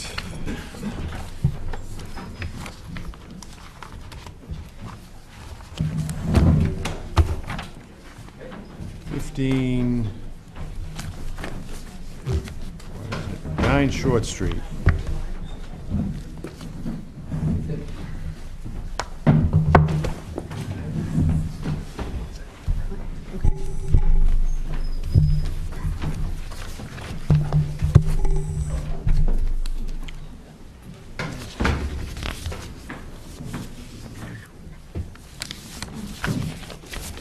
Okay, welcome, council. Thank you very much, Mr. Chairman. Jeff Toccio here with Elie Yazbeck of Eli's Auto Service, 9 Short Street. We've been outside monitoring the Red Sox. They are up 1-0. I think it's about the third inning. Thank you. And Sabathia looks hittable. We are here from the last time we were before you folks on the approval of a malt and wine license for sale at 9 Short Street. We came in for you folks. We went through a lot of the basics on Eli's experience, his tip certification, et cetera, the operation of the site and an overall basis, and then also what was there until recently, just the work that went in, the investment. You folks will remember that he went through site plan review 2 years ago when he got approval of the canopy that's there now today, which is over the pumps. The pumps support, basically 4 cars can go in on the pad and be served. It is not a self-serve facility, so he's got somebody who actually comes out and pumps your gas. So it's a nice, unique feature for this site. You'll remember that it was built in 1952. It's located in the Business A zone, and that the proposal was for an expansion of the retail side, which currently sells everything from gum to cigarettes to lottery to candy bars and things like that, to install a 79 square foot cooler. And with the reconfiguration inside, he's actually able to retrofit kind of the older bathrooms that are in there, and he can put in a nice modern handicap accessible bathroom. And basically it involves a really nice potential upgrade of all of those aspects of the property. As part of this, we went in on a site plan review for that expansion, I think sometime in June. That was approved by the planning board. And when we were here with you folks last time, the questions were whether they had actually looked at the fact that the retail would include the beer and wine aspect. We told you that we would go back to them, discuss it with them, and I thought when we left that we had a good understanding of some of the issues that you folks raised, and we were looking to address those when we went into the planning board. I met with Mary Savage Dunham. We discussed the process of going back in, and that involved our kind of voluntarily resubmitting ourselves to getting issuance of another decision from the planning board. And as part of that, we submitted a, kind of a comprehensive, it was termed a site operations overview, which went through how the site operates today, what some of the existing trends are with respect to people coming in for gas, how the 2 garage bays operate, and, basically one is for repairs, the one that's lengthened was done so that Elie could operate the mass state inspections. And we talked and provided a lot of detail with respect to how many people are there, what they do, what their responsibilities are, et cetera. So, for example, this site does an average of 200 inspections per month, which is about half of the inspections for a station of this size. So we went through a lot of different metrics, different ideas with respect to actually looking at what the traffic generation is. So, for example, the folks that buy things within the convenience store there now, where does the traffic come from? And it's about 80% of people come in and they're just getting gas. They know that someone's going to fill their car.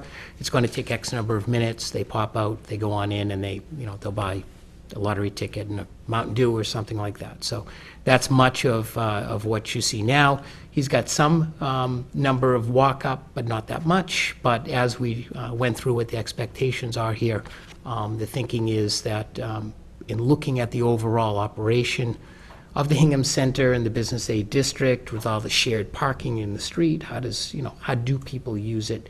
How do people experience it, and what is Mr. Yazbeck's expectation? What are his goals? His goals in going through this is to basically provide a convenience to people, which will allow him to, on a couple of different levels, make the place attractive to the customers that go there. He's got a very loyal customer base. His thinking is if he has beer and wine, and again, it's only a 79 square foot cooler, it's going to be extremely limited. It's going to share space with, Mountain Dew and root beer and Coke, et cetera. So his intent isn't to become the beer and wine, sales king of the town of Hingham. His intent is to have enough convenience and offerings for his clientele so that they actually will want to go in, spend the money, want to go there for gas because they know that they can accomplish a few tasks at once. And also, as part of this, he would like to have the ability to have somebody who is dedicated to being at that register instead of, they kind of do a tag team now. And what that does is that makes the person that comes out and pump gas kind of have to hang in with the register perhaps a little more than would work overall. And that was discussed with the planning board. When they went through, they actually made a recognition, and winds up, I think, being, as far as a condition, that there's going to be that extra person, which will allow for the person who pumps the gas to be available to monitor more the the comings and goings of the cars that are pulling in, whether they're coming into, pointing south when they go into the pumps or north. This is it's an old style station from 1972. So it's not like one of the new multi-pump stations where, if you go to AJ's Exxon, there are 6 lanes and you can go in at all different, all different angles. This is a station which has been there and it survived, and it does well as an independent station. It's never, again, I don't think going to be a main brand station. It's going to be a station which is operated by a local, independent operator. And in that instance, you've got an individual that's been investing a lot of money. He just replaced all the tanks. He just put in the canopy. He just replaced the entire apron. He went through with all the paving so that he was able to satisfy all of the on-site drainage requirements for the planning board as part of the site plan review. And this is the next step to him in being able to make this investment within the Business A zone. With respect to the other issues that were discussed with the planning board, there were some various conditions which were added on top of the original conditions, and if this is the latest one,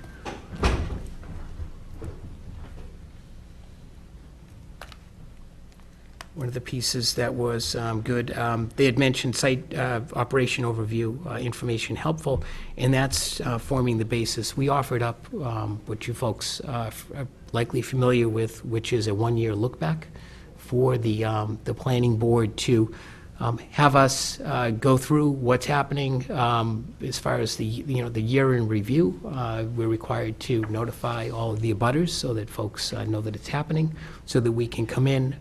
We've been very successful in various projects over the last perhaps decade in actually agreeing to look backs. We did one on Boston Golf, for example, and most recently we did one for the Hingham Shipyard. Because you'll remember when we approved that, Mr. Chairman, there were a lot of unknowns because it was a big property, and we really didn't know how 3A was going to mature. Once it was upgraded, we didn't really know what was going to happen with the connection over at Beale Street and Sergeant Terry Drive.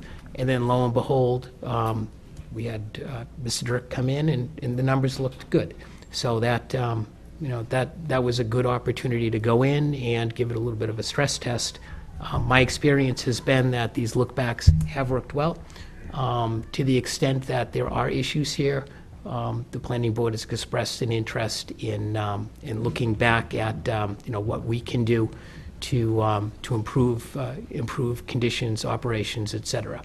As part of the presentation to them, and I think that this is what really stuck out to me, is that in the past, Elie really hasn't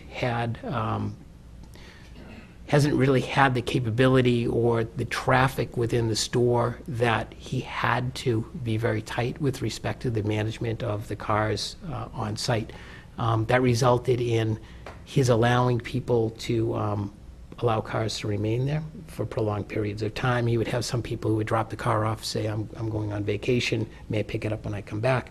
And he was perhaps overly accommodating. He has been engaged in speaking with people, picking cars up at their homes, repairing them, dropping them back off, and that was something that the planning board certainly encouraged, that not become something which occurs here and there, but that becomes something that is part of how he operates this place. And he likes it. It works very well, and that's something that, as he looks forward, he knows that this place is going to have to. It's going to have to work, or people, just vote with their gas pedal. They'll just keep driving on by and go to another place. The other requirement was that the planning board required that the 4 spaces which are to the south of the building, so that basically over on the dependable side, towards the the portion of School Street, not be allowed for use for the repairs, and that those remain open for use with the with the retail sales over in the that side of the building. So that's another of the requirements. One of the findings additionally was that they did make a finding that they believed that there would be an increased flow of pedestrian traffic, and that had to do with our discussions as we talked about how the Business A zone works. That it's always been a situation where folks could stop at one place and then go into another. If you look at all of the properties there, many of the properties don't have any on-site parking. This has 8 spaces. There's a 25% bonus, which is allowed in the Business A. He's overparked by, I think, 3.5 spaces. So he actually has a surplus of parking spaces.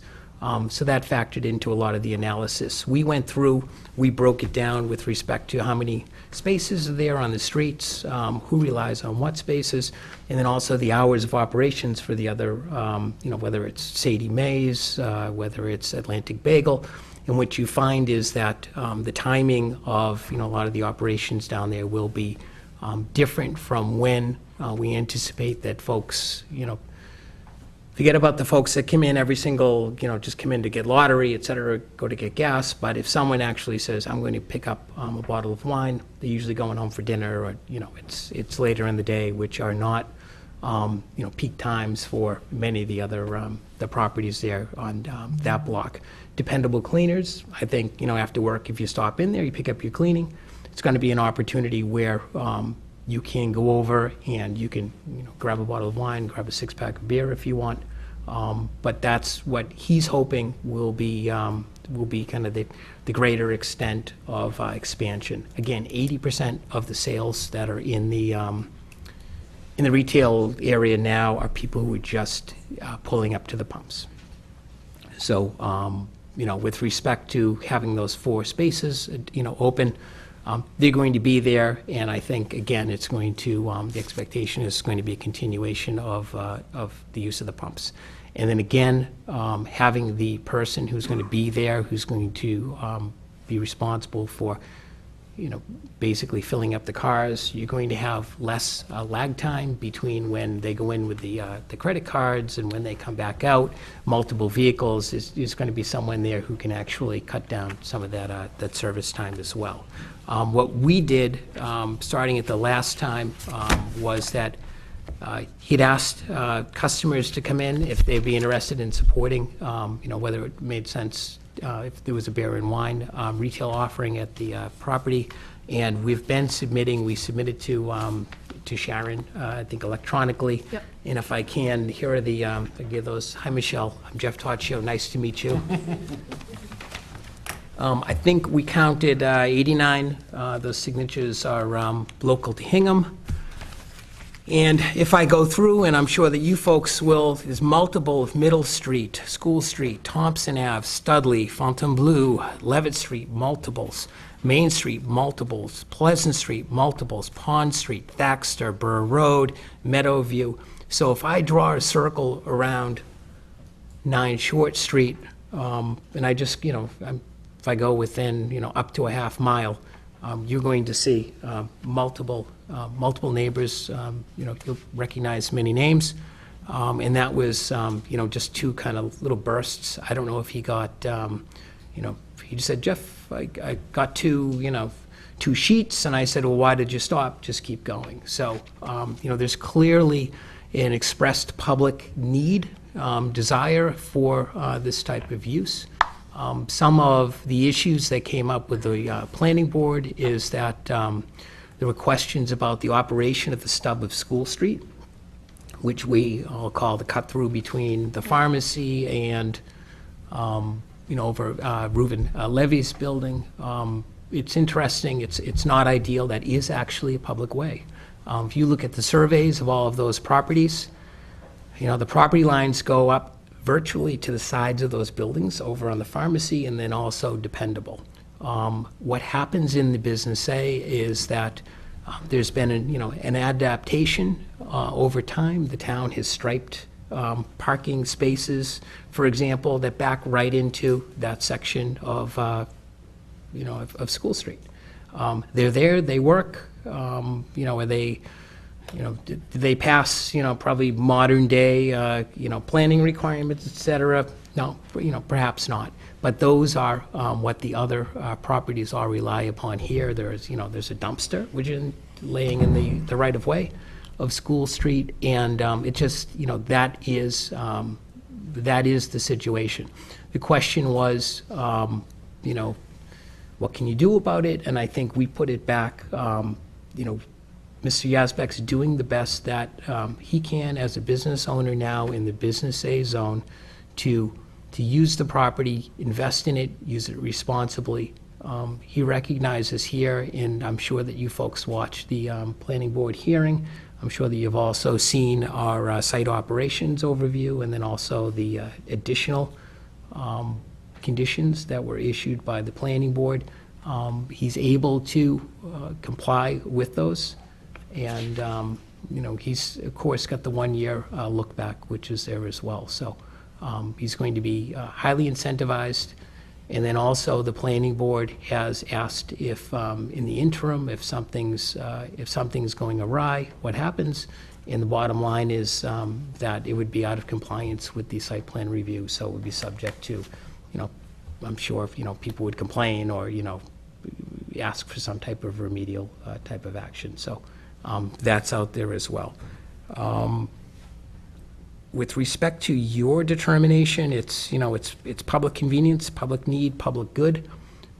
This is your business A zone. It's, it's one of the few kind of older type business zones in town. It's got interesting, parking requirements, and I can point around town where, this is actually equal to or far superior to, for example, the parking requirements, because it does have all of the on-site parking.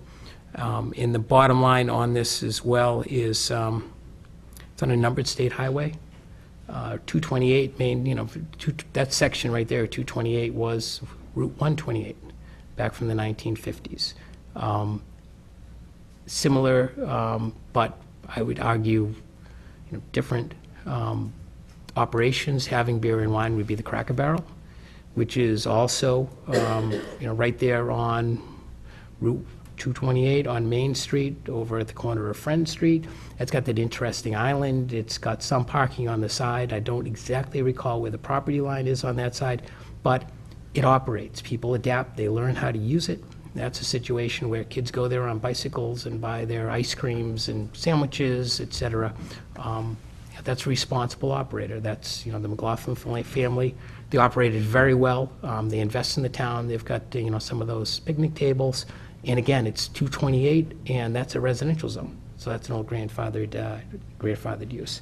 Similarly, the Main Street Market, residential zone, not a business A, residential zone. That's got an interesting situation where it's got the right-of-way next to it that leads to other homes, also leads to some parking spaces out back. But we all know that what do cars do when they pull up there? They go into that northbound little turnoff, and that's where people jump out, and that's what they do. Not if the chief's around. Yeah, not if the chief is here. But that was recently upgraded from beer and wine up to to an enhanced license. So with that, again, it's there's a porch out front, et cetera, but that's something that serves the community, serves it well, similar to the Cracker Barrel.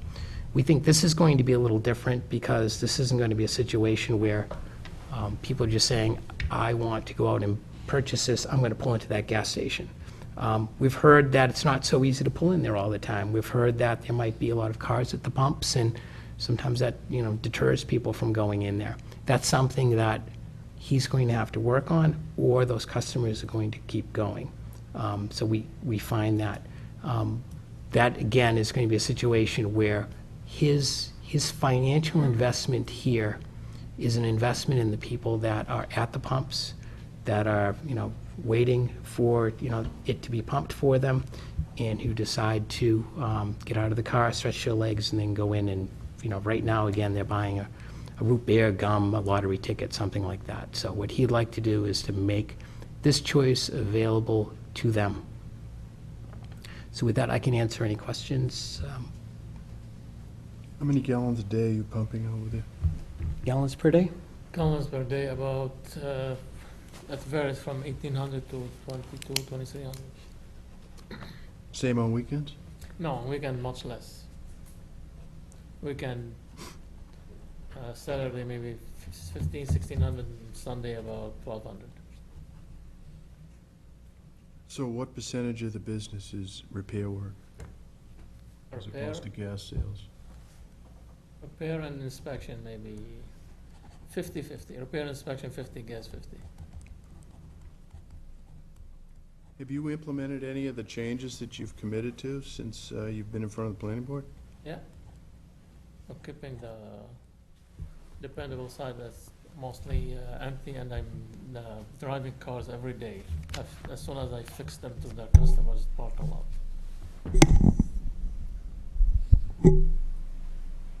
And most of my repair are local, Sure. 90%, and from around the surrounding neighborhood.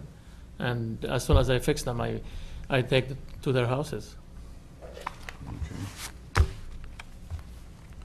Jeff, it's my understanding that the planning board can't issue a denial with respect to site plan review. Do you share that view? Yes or no? Excuse me? They can't deny site plan review. They can condition it, Oh, correct? Correct. Okay. I found this decision kind of interesting because there seems to be some statements in here that frankly I'm unaccustomed to seeing. see. The board would like more detail on how cars move in and out for the automotive use. It seems to be an open question.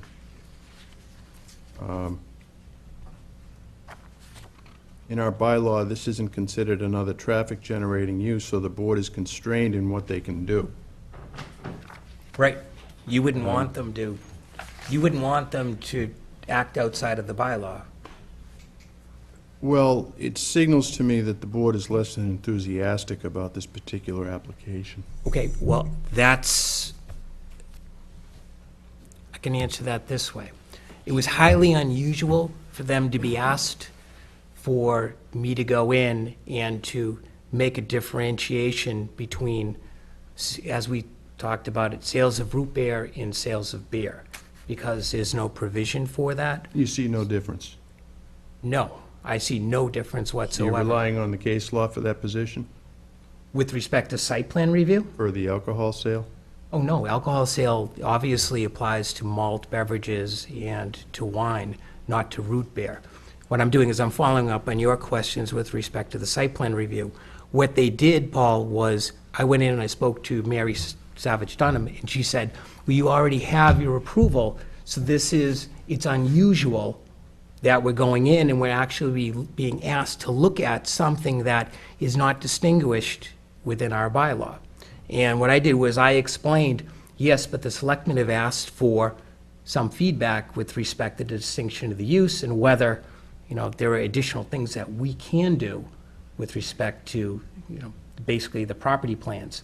So everything that we put in, that we submitted, had to do with responding to some of the points that you folks made and the questions that you asked at the last meeting. Highly unusual that we would go back in and offer up, a significant ratcheting down of control for the site that had already been approved. So I think that they weren't thinking negatively of it. I just think that it was a little odd. So what they did was, they were very mindful here to issue this, but to do it in a way that didn't get into I'll say in a very inexact way, a separation of powers issue, because what they were being asked to do is to go through the site plan review, which is different from what you folks do, but to basically have an enforceable mechanism that I could come back to you folks and say, look what we did. We heard what your questions were, we heard what your concerns were, and we're walking in today with an approval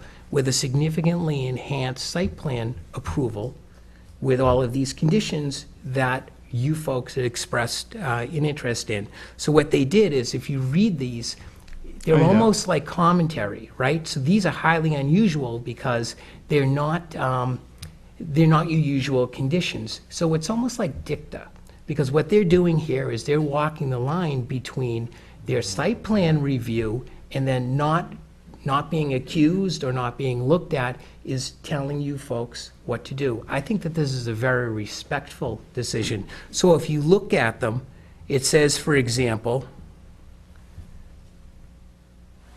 the site operation overview information is helpful.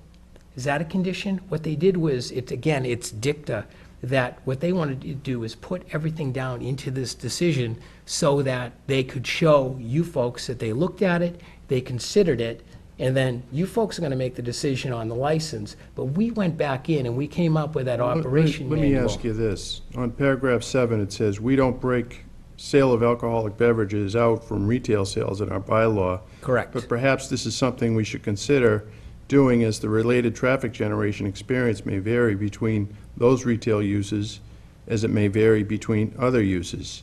This may be a weakness in our current bylaw. As indicated by the reason that you're here tonight, council, and why you are doing this after meeting with the selectmen. So what they're doing is they're documenting why I came back in for a second bite of the apple on an already approved site plan review.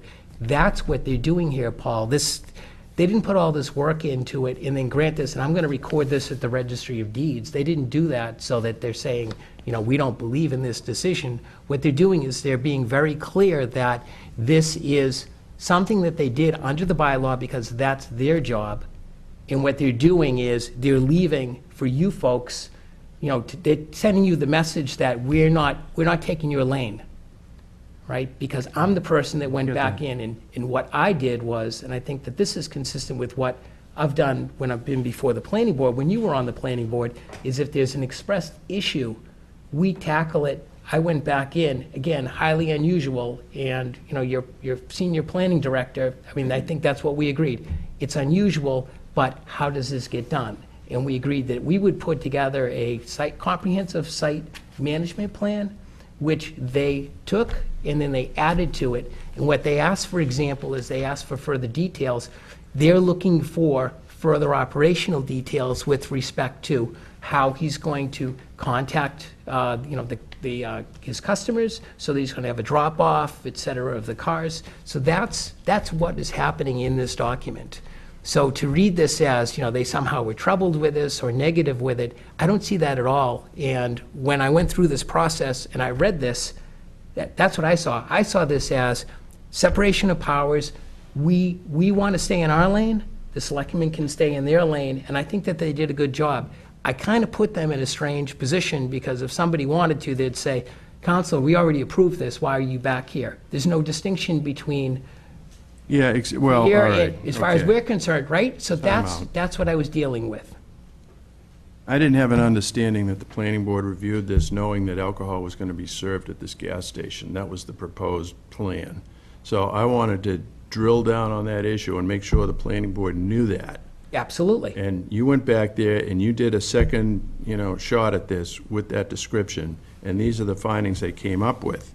And they're also saying that there are no other gas stations selling alcohol in town, so this is new to us in reviewing site operations. So, I think that, the playing field, so to speak, has got to be clearly understood. We're looking at traffic circulation here. It's a tight site. It's very tight. I think each of us, well, at least myself, has made observations, and the day after you were in here, I went up there and I was looking around, and your client approached me to speak about this issue. So I've been watching this very closely since that time. And, I respect your representations. I respectfully disagree that some of this is occurring the way you say it is, but that's not on you. I see cars continuing to be parked outside of this gas station's operation. Where are those? They're on that back parking lot. And there's a repair plate on the vehicle, so I know that it's connected to the gas station. Do I want to be taking pictures and showing them to you? No, I don't. But I'm frankly, I'm really concerned that this site is very tight, circulation is very difficult. This is not AJ's. This is, AJ's has a huge... I know. Yeah, That's the point I was making. This to me is more like Paul's transmission. It's tight in there. And he's got a good repair business, and good for you, man. But this is adding another use, and the planning board has no experience in this kind of use in a gas station. So that's problematic for me. So I don't think it's a different use. I don't see it as a different use. I don't see it. Our bylaw doesn't see it. It's not there now, right? Selling alcohol is not there now. It's not going on now. You're not Correct. expanding the sale of Mountain Dew. Correct. And it's being done in a calculated sense to generate more business into the site. More convenience. You described the shared parking up in the center. Cars park on the street. That's on the other side. That's on the Main Street side. That's not on Short Street. No, it's on School Street, immediately adjacent to this parcel. They begin. You mean the cut-through? Are you talking about? No, I mean School Street. Where the cemetery is? No, School Street that goes between the pharmacy and then the side of Mr. Levy's building. Yeah, okay. The planning board of which I was a member at the time, went to great lengths to fight the state's effort to eliminate that, because we wanted to preserve the old part of the center. That was one of the oldest roads in the community. I know. So we resisted that. And over time, I see that it's becoming more of a progressive parking pad than anything else. It's becoming more dangerous and difficult to get through that area. We've got an intersection in front of Dependable Cleaners, Main and Short, that I believe has been the site of 2 rollover accidents in this year. Am I correct on that, Chief? I'm pretty sure there were 2 of them. I couldn't say for sure. But, I mean, what I'm trying to tell you, with respect, because you and I have been through this dance many times, that this is not as clear-cut and easy as you're projecting. Great advocacy, great advocacy. See, I don't see. What? I see a level of alarm coming from you that doesn't resonate with me. So when it says the planning board. I'm in the area. There are no other gas stations selling alcohol in town, so this is new to us in reviewing site operations. You say, oh my, I can show you ABCC case after ABCC case where towns say, this is the first one, no, and then here comes the decision where they say, you can have sales in a gas station. Every single town had the first one. I mean, it's in your business A district, it's on a numbered state highway. Are we that precious? I mean, we're talking about potential rollovers, and you're going to stop there, you're going to fill up, it's going to cost you $3.19 a gallon tomorrow like it did today, and instead of sitting there, staring out the window, you're going to be able to go in. That's the difference. I don't see this as something which is going to be negative for Hingham Center. I see this as an amenity, as a plus. In Hingham saying, we have a business A zone on a numbered state highway, we can allow beer and wine in an existing retail area. This, to me, this is a big, I mean, I travel to other towns, I travel to other places. I just don't see this as this hallowed ground. Well, I guess that's where you and I differ, Jeffrey. I know. With all due respect. No, I know. The center is very, very important to me. I know. And I have been vigilant in my time serving this town. I know. To do what I think is the right thing for it. I know. And I've listened to you. I've listened to your client. I didn't, try to torpedo this.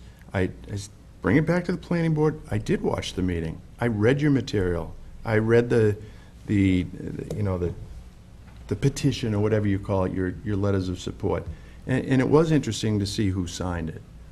Yeah, it is, and where they live. It was. And, frankly, I didn't sense that you had, the neighborhood around you in support of that. But I guess that's just how we interpret that. I've talked enough. I'll let my colleagues. Well, I, too, watch the planning board, because I watch Channel 9. I read the letters and the emails. I've looked at the list of supporters. There are also some folks who emailed and wrote in who are against this proposal. I took a look at Mass General Law, Chapter 138, Section 23, which is the statute that talks about the local license authority standard for granting liquor licenses. I talked to the chief.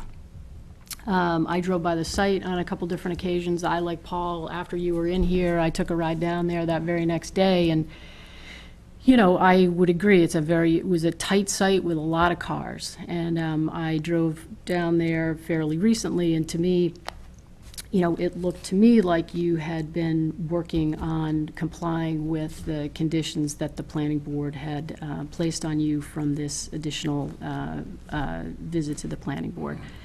I take cognizant of the fact that it is a business district A. I think, one of the things that jumps out at me, so let me just say, I was one of those alarmists too, that when you say, okay, we're going to sell beer and wine at a gas station, I was like, oh my God, no. And then you step back and you say, well, why is that location so earth-shattering? You have to drive up to other locations to purchase alcohol, Cracker Barrel and the Main Street Market you mentioned in particular. I do think there is more complexity to a gas station site, particularly your gas station site, with the sort of narrowness of the lanes. So I do think that it's not necessarily that it's a gas station. I think it's just the configuration of the site and the other uses that are taking place on the site that make it difficult to manage, potentially expanded retail use. So then I had to say to myself, well, is this going to be a potentially expanded retail use? And I guess, my reaction to it is, I don't see folks going there to purchase alcohol. I see folks that are going to be there anyway in their cars, that this becomes another convenience to them. I do agree, though, that I think the area will see greater pedestrian traffic, because I could see folks going to pick up their shirts at the dry cleaners, let's say, and leaving their car parked on that side of the property and cutting through to purchase wine or beer at the store. So I do think that, to me, it was important, the condition that those spaces along the dependable cleaner side of the building not be used for the repair business. To me, that potentially enhances some of the pedestrian safety that I think is important to the site. The other thing that I, struggled with was the standard of review for this, which is, you've articulated, Jeff, is, assessment of public want and the appropriateness of a liquor license at a particular location. And when I talked, when we went through the Main Street Market enhanced license exercise not too long ago, I talked with a representative at ABCC, and he was very clear with me that treating an applicant inconsistently from other applicants, so if we were to deny somebody who looks a lot like somebody else in town, would most certainly be overturned by the ABCC. And that informed my decision on the Main Street Market and informs my thinking on the grant of this license as well. It's sort of hard, it's a little bit hard for me to say, okay, well, hard alcohol belongs in a non-conforming residential district. Beer and wine belongs at the Cracker Barrel, but, a bay or two in a 3-door cooler of beer and wine doesn't belong in a business district A. I think the size for me is very important. It's 79 square feet. I don't understand all the planning intricacies, but my understanding is a bump out of that size doesn't usually trigger all of this review, and that this review was triggered by, us being concerned about the differentiation in the retail sale of alcohol, notwithstanding the fact that it's not reflected in our bylaw. But, from your plan, it looks like there's 3 doors in the cooler. I'm assuming that, you've got maybe 2 of them dedicated to beer and wine, and the third dedicated to soda, milk, cream, eggs, that kind of whatever else you're selling there. Yes. I don't know.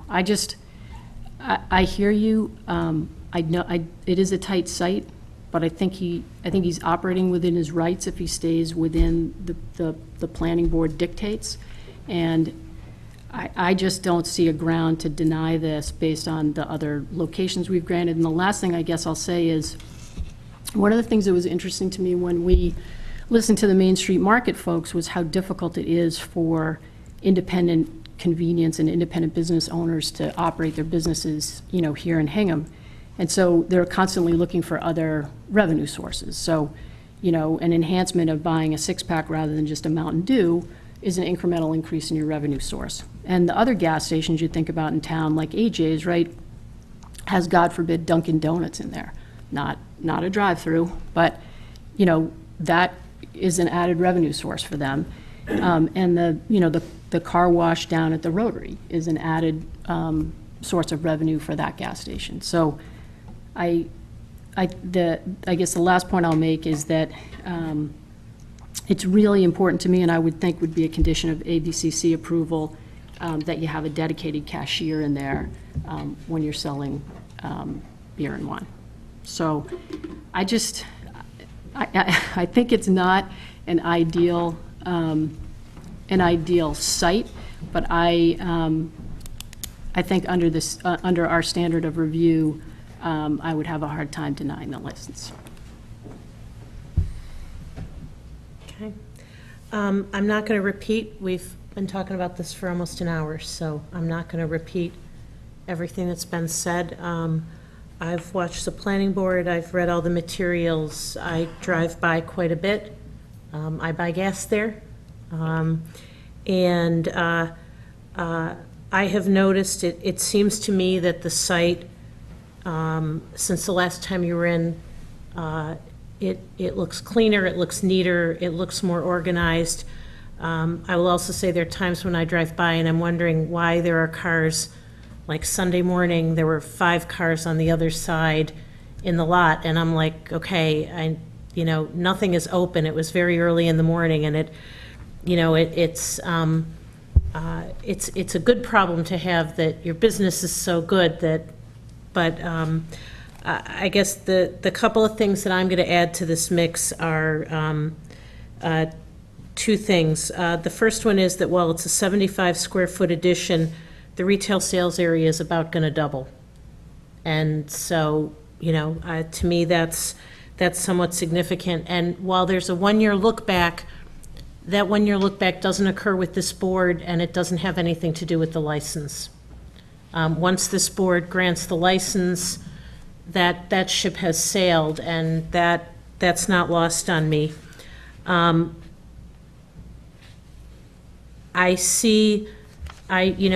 was like Paul, very carefully reading the planning board's decision and the different elements and trying to sort of understand what's being said. I guess where I am right now is that I agree with my colleagues that it is a very tight site. I think that this, the addition of the license is going to make an already tight site tighter.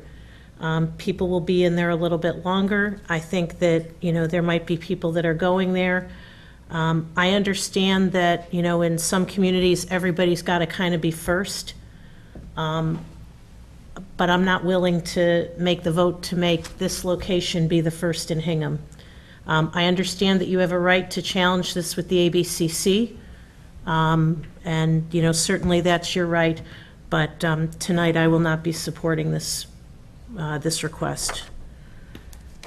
Can I ask, if this gets appealed, does the town, is that strictly between the applicant and the ABCC, or does the town weigh in on that?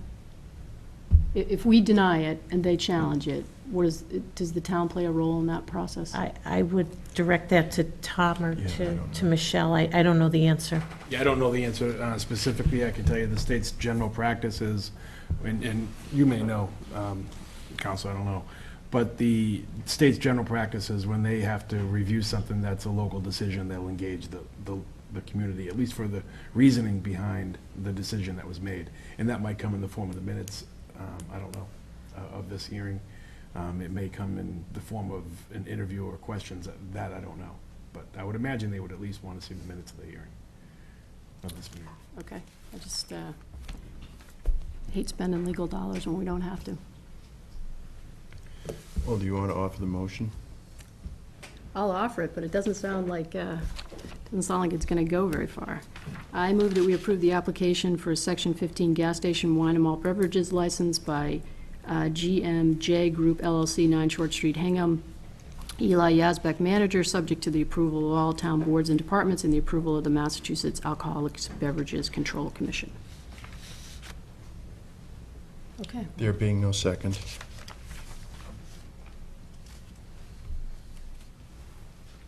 We'll move on to the next item of business. Yeah, we're not going to vote to adopt that motion and vote on it. So, I don't think there's anything more to be said. Well, I appreciate you coming in. I appreciate the work before the planning board, and I appreciate your respect for us in the process, so. Yeah, well, thank you very much. It's been a long, arduous process, and we appreciate your time tonight. Thank you. Thank you. Thanks. Okay. Next item on the agenda. So the next Water item- company acquisition update. What do we got, Tom? Yep, so we had a water company acquisition update on the agenda. I wanted to bring the board up to speed. So the town's financial analysis has been reviewed with our internal finance team, which verified that the financing approach that the town would take did identify that the financial analysis is in fact a conservative approach. So that review was done a week and a half ago, thereabouts. So. All right, well, I mean, it's no secret that Eversource or Aquarian or the water company has proposed to have some kind of third-party type assessment. I mean, is there any appetite by my colleagues to have some kind of external review to see if, in fact, our conclusions are in conformity with someone not connected to this? I'm afraid to offer any more motions, but. I'd So- welcome your thoughts. So you're saying we've had internal review? We have. And that has run through the numbers and the assumptions, and the feeling internally anyway was that we were on a conservative path with respect to. Yeah, especially with regards to the financing approach that we would take. Okay. Yep. And I guess I'm wondering how might we proceed with an external review? Do you have thoughts on that, or? Sure. Well, there's one thing you could do is what we've done in the past is just engage with a third party to do that kind of a review. I could reach out and find some qualified third parties and ask if they're interested, engage them in a contract of sorts, and How long and would get the something like review that done. take? Wouldn't be more than a month, I wouldn't think. And we'd have the, potentially have the information from the DPU rate case. Yeah, that is due at the end of October, I believe. I don't know. So a couple weeks? I believe it's the end of October, yeah. Well, because when. The rates will take place on November 1st, and we've been told that the DPU generally makes announcements just ahead of that schedule. I mean, part of the reason I asked that was because I think when Mary talked to us about the differential, one of the things you said was a number of those variables would be settled as part of the DPU rate case. So, you know, if we went ahead with some external affirmation of our efforts, strikes me they'd need that information, right? Yeah, I mean, you know, it would probably take Tom a bit of time to identify, you know, the appropriate, you know, firm. There's, you know, probably a little bit of time to get familiar with the town's financial analysis. I mean, you know, the rate case, if, you know, when the DPU rules on some things, that'll provide some certainty in a few areas, but getting familiar with the methodology, you know, could be helpful, but it would not seem, you know, to me, you wouldn't want to sort of, you know, get a report or get any sort of information back until after the rate case, because, you know, that could, Yeah, so things could I change. mean, they'd sort of be in the situation we're in, which is making a number of assumptions. And I think if we're going to do this, we'd want confirmation of, you know, we want some additional inputs into the financial model. I mean, I guess my reaction is that, you know, and you guys have sat with this much longer than I have, but, you know, we've heard on a number of occasions from John and Ed and then from Mary about the intricacies of the financial model. And so I feel like I've gotten up to speed on that. But I think there could be an added level of confidence, that the confidence I have would be bolstered by, I think, that confirmation. And, you know, you were pointing out, you know, people have said, it almost seems like an external check. I mean, I feel like before I vote, I need to be sure that the numbers are the numbers and the assumptions are the assumptions. Otherwise, it's difficult to go forward. So I think for us and for the town, to me, it makes some sense to. The one thing I would add to the conversation is that throughout the process, different reviews have been undertaken at different stages. Not perhaps since the final financial review has been, or financial analysis has been compiled, but that there's, so yeah, it certainly makes sense to do a third-party review now. It's something we can do. How would that unroll? Well, like Mary just alluded to, actually, it might take me, a couple of weeks to engage in a firm that's capable or qualified to do the work. Then, like I said, maybe a month to actually do the analysis. That time frame seems to add or line up with the DPU release of information here in a couple of weeks. So that individual or individuals would look at the material and then generate an opinion? Yes. That would be provided to the public? Yeah, we would ask for a report, for an analysis of our financial analysis to determine whether or not it holds water. So to speak. Really bad unintended pun.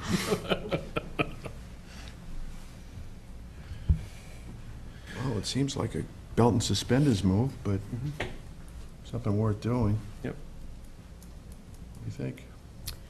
Yeah, I mean, I think that it's a big deal, right? And so I think it helps to be sure. I do agree with you. I think it's belt and suspenders, but I guess before I vote, I'd put on my belt and my suspenders. So. Sure. Couple of belts. Couple of belts, yep. Is there anybody who'd like to? All right, well, I see a tentative hand. Yeah. Mr. Walsh, welcome. Let's go to the podium and identify yourself for the record. Good evening. I'm John Walsh, Vice President of Operations for Aquarion. And of course, I've been listening to the discussion. And one thing that we had asked for when we put the proposal forth for the third-party review is to work together to identify a third party to evaluate both of the financial analysis. So I would hope that that would still be in your discussion, that that's what you're alluding to. I don't know that we need to do that, quite frankly. I think the town is capable of reaching out and finding its own third party. I can think of any number of transactions, Mr. Walsh, that take place where one party is potentially acquiring property from another party that, a joint review isn't common. I think we could probably figure out a way to do our own review. That would be my recommendation to the board. And from my perspective, that would not be accepting the proposal. I do think it makes a difference. Okay. I don't think it's as transparent. The errors that we pointed out in your financial analysis are related to your estimate of our cost to run the business over the next 31 years. Well, you're certainly welcome to submit whatever analysis you say we're off on, and we can include that. That's a good idea. And have whoever takes a look at this weigh all that as well. I think it does not provide the transparency to the folks who will be making this decision if you don't have a third party that we both agree to. They evaluate your financial analysis, they evaluate ours, and they present it to you all, they present it to us, and they present it to the community. There's a reason why we're confident with that approach, because we're confident in our financial analysis. And I think if you agreed to that approach, it would show the same level of confidence in your financial analysis. We can disagree agreeably. Anything else you'd like to add, Mr. Walsh? I think also, yes, your financial analysis includes, that's on your website, includes an estimate that is a pretty significant estimate, and that is the estimate for a private company to operate and maintain the system. By your own estimate, it's 39% of the cost of running the system. And that's a big number, and you want to make sure that you understand that full cost before you make any decisions and before the community makes any decisions. I understand that you tried to get private contractors to give you a price proposal to run the water system, but that you did not get any price proposals. That's right. And we at Aquarian weren't surprised. Based on our review, your RFP failed to adequately define the scope of work that would be required of the private contractor. And we run the system, we own and operate systems for 59 cities and towns in New England.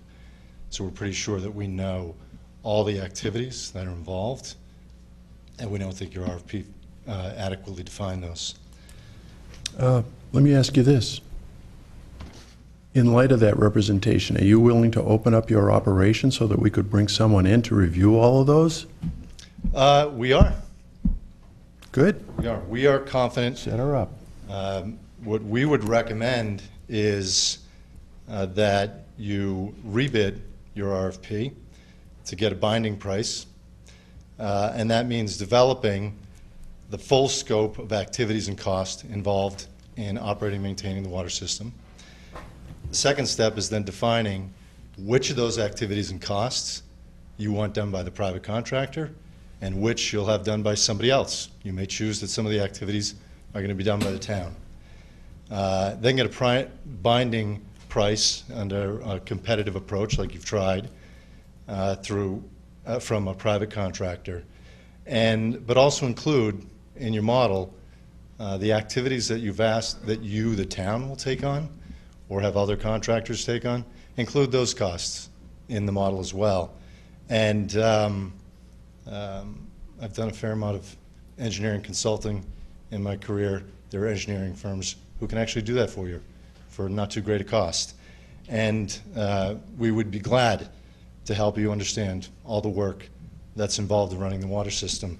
Thank you for your assistance. We look forward to it. All right, thank you. Anybody else? Yes, Ms. Smith.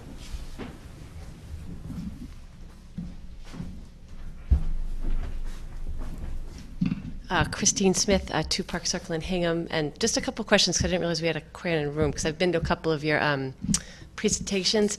And one, so when you talk about, I was there when the person who made the... Ms. Smith, just address it up here and we'll Oh, I'm sorry. field it out from here. When the proposal came from the floor to ask for the independent third party, which you appear to be doing now, I think that seems like a fair idea. And so to be able to come to sort of some agreement beforehand, I'm just wondering, has Aquarian offered to do that? So are we going to, sort of when does the road end? Because you're going to keep ending up with an independent. I think the town should do an independent third-party opinion, and I think Aquarian should accept it because that seemed to me, when I was at that meeting, to be the opinion from the floor. My other question is, if there's an RFP that was presented, did Aquarian respond to the RFP, and would Aquarian be interested in running the water company as sort of we're the owner and they're the operator? The answer to your last question is no. In terms of what Aquarian decides to do is Aquarian's business. I think what we're trying to do is pursue a path that we think is in the best interest of the town of Hingham. It's sort of interesting, though, because my recollection is back in like 2012 when this stuff was just starting to unfold, and Mary, you might be better on the history than I am, but I thought a lot about like how we've gotten here, and early on in this, there was a lot of back and forth, and we were, I think, trying to sit on the same side of the table and figure out some of the particularly service outages that had been occurring in that 2011, 2012 timeframe. And my recollection was that then Chairman Bruce Rebuffo had probably met with you and Mr. Ferlat, and one of the suggestions was, hey, well, why don't we own it, we the town of Hingham own it, and you guys run it? Because, we think that with our priorities in place as owners and you as operators, we could tune up the system in a way that operates in the best interest of the town and not with the overlay of shareholder interests like we've talked about in the past. And my understanding was there was just no interest in operating the water company without the ability to derive profit from that. And I mean profit beyond, a reasonable working profit of the water company itself. So I think not only did they not respond this time around, but before we got into all this, there were also proposals floated out there to use Aquarian as an operating company with the town as the owner, and we were refused.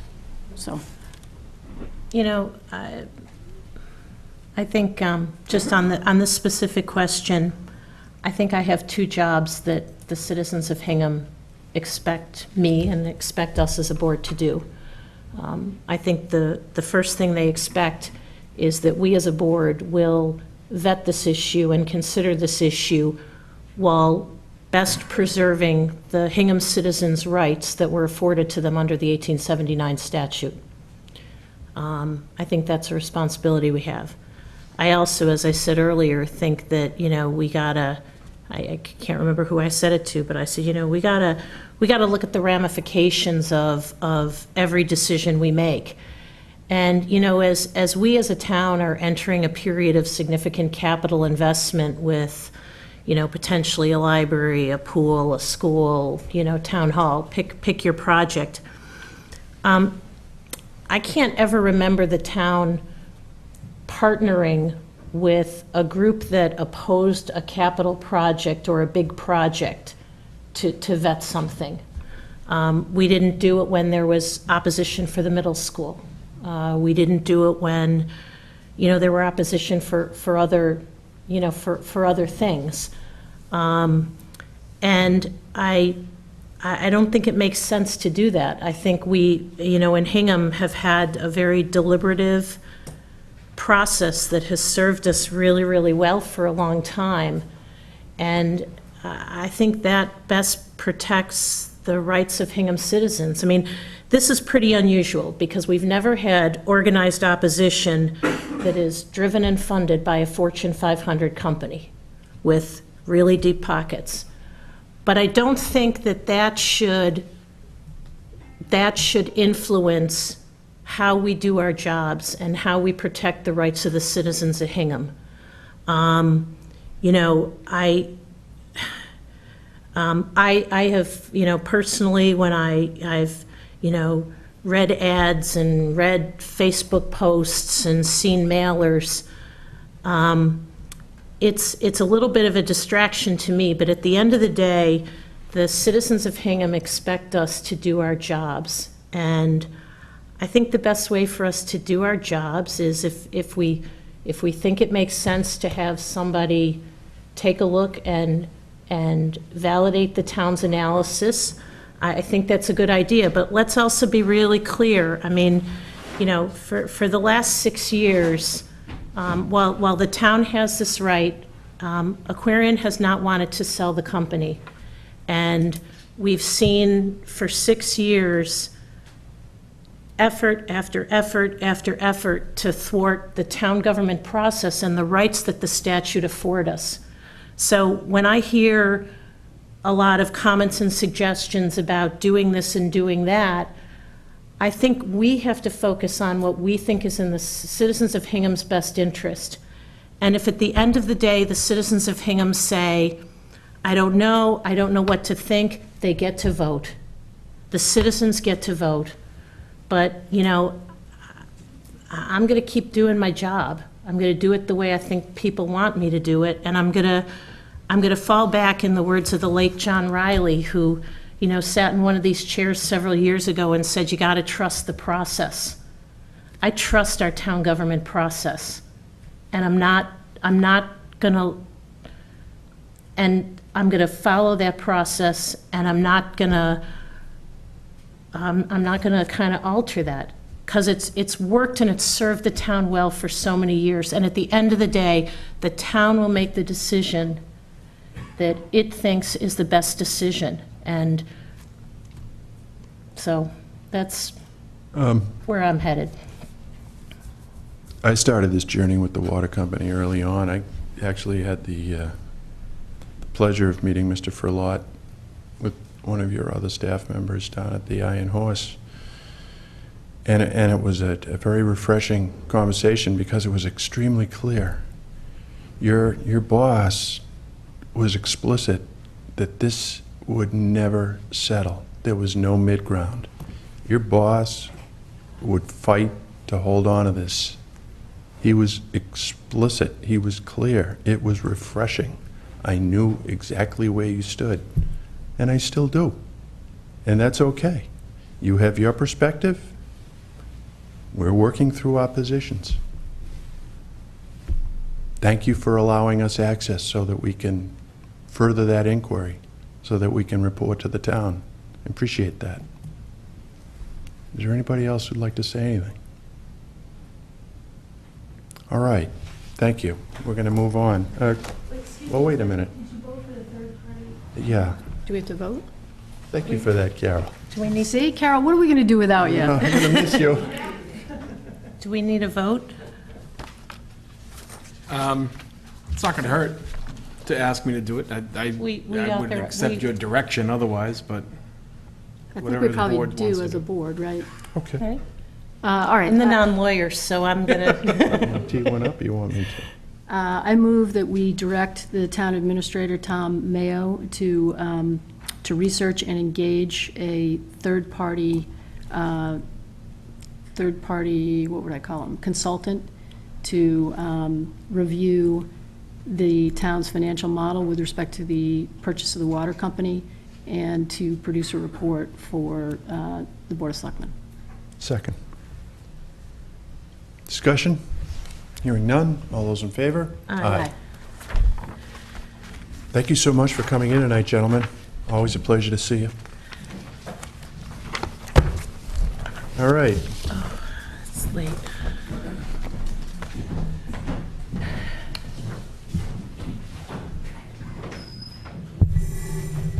What do we got? Liquor license? Yeah. We've got FY '20 budget discussion. looking at me over there. Sure. Let's do it. So the FY '20 budget discussion? Sorry. I just wanted, that's all right. I just wanted to update the board. So next Monday, I believe it is, we will be releasing to the department heads the budget message, the annual budget message, which gives the department heads instruction on how to go about building their budget for the coming fiscal year. So that's going out next week. And generally, it's a level service message or a level fund message or something in between or near to that. So we're researching, we're doing some internal review now for revenue projections, et cetera. We'll be talking to the state officials, continuing to talk to them to understand trends for potential state support, et cetera. But the message will be going out on Monday. So I think it's kind of ironic that when we get to the $110 million budget, the room is like nearly empty. So thank you for those who are staying. Crickets. You know, I would just, you know, coming off of the long-term capital planning roadshow, I just, you know, Paul and Karen, I may be sort of stating the obvious, but I think it bears stating, which is that, you know, there's always pressure to deliver an operating budget that strikes the right balance with services and funding. I guess I would just say that in light of what we know are some significant capital projects coming downstream, that I would hope that all of our department heads and all of our boards and committees that are, you know, part of this collective budget process would be sensitive to the capital projects coming down the horizon. I don't doubt that every department head could put together a list of great initiatives that would be wonderful to do. And at the same time, I'd ask everybody to be mindful of the financial circumstance. I know that there will be a forecast coming out. You know, that this is, I don't think this is the year for, you know, the big asks.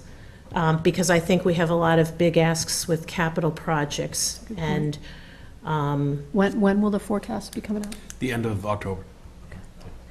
And how does that get, will you report it here for the first time, or? So we reported to the forecast group first. Okay. And then I'll come out here and I'll speak to it here. Okay.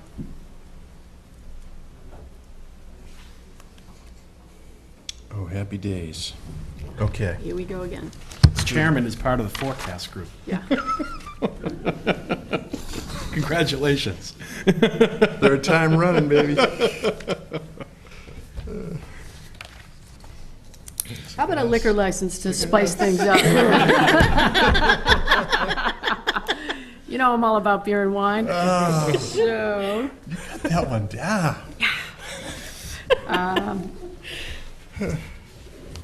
I would like to make a motion to approve the issuance of a special one-day wine and malt beverages license to Lissa Tully on behalf of the Friends of Old Ship Meeting House for Poem Jazz to be held at Ames Chapel on Sunday, October 14, 2018, from 4:30 PM to 5:30 PM. Wow, that's a quick one. Drink fast. Yeah. You know what? It's the reception, Yeah, it says 7. The reception is Yeah. 5:30 to 7 Yeah, on the application. So I think it's 5:30 to 7.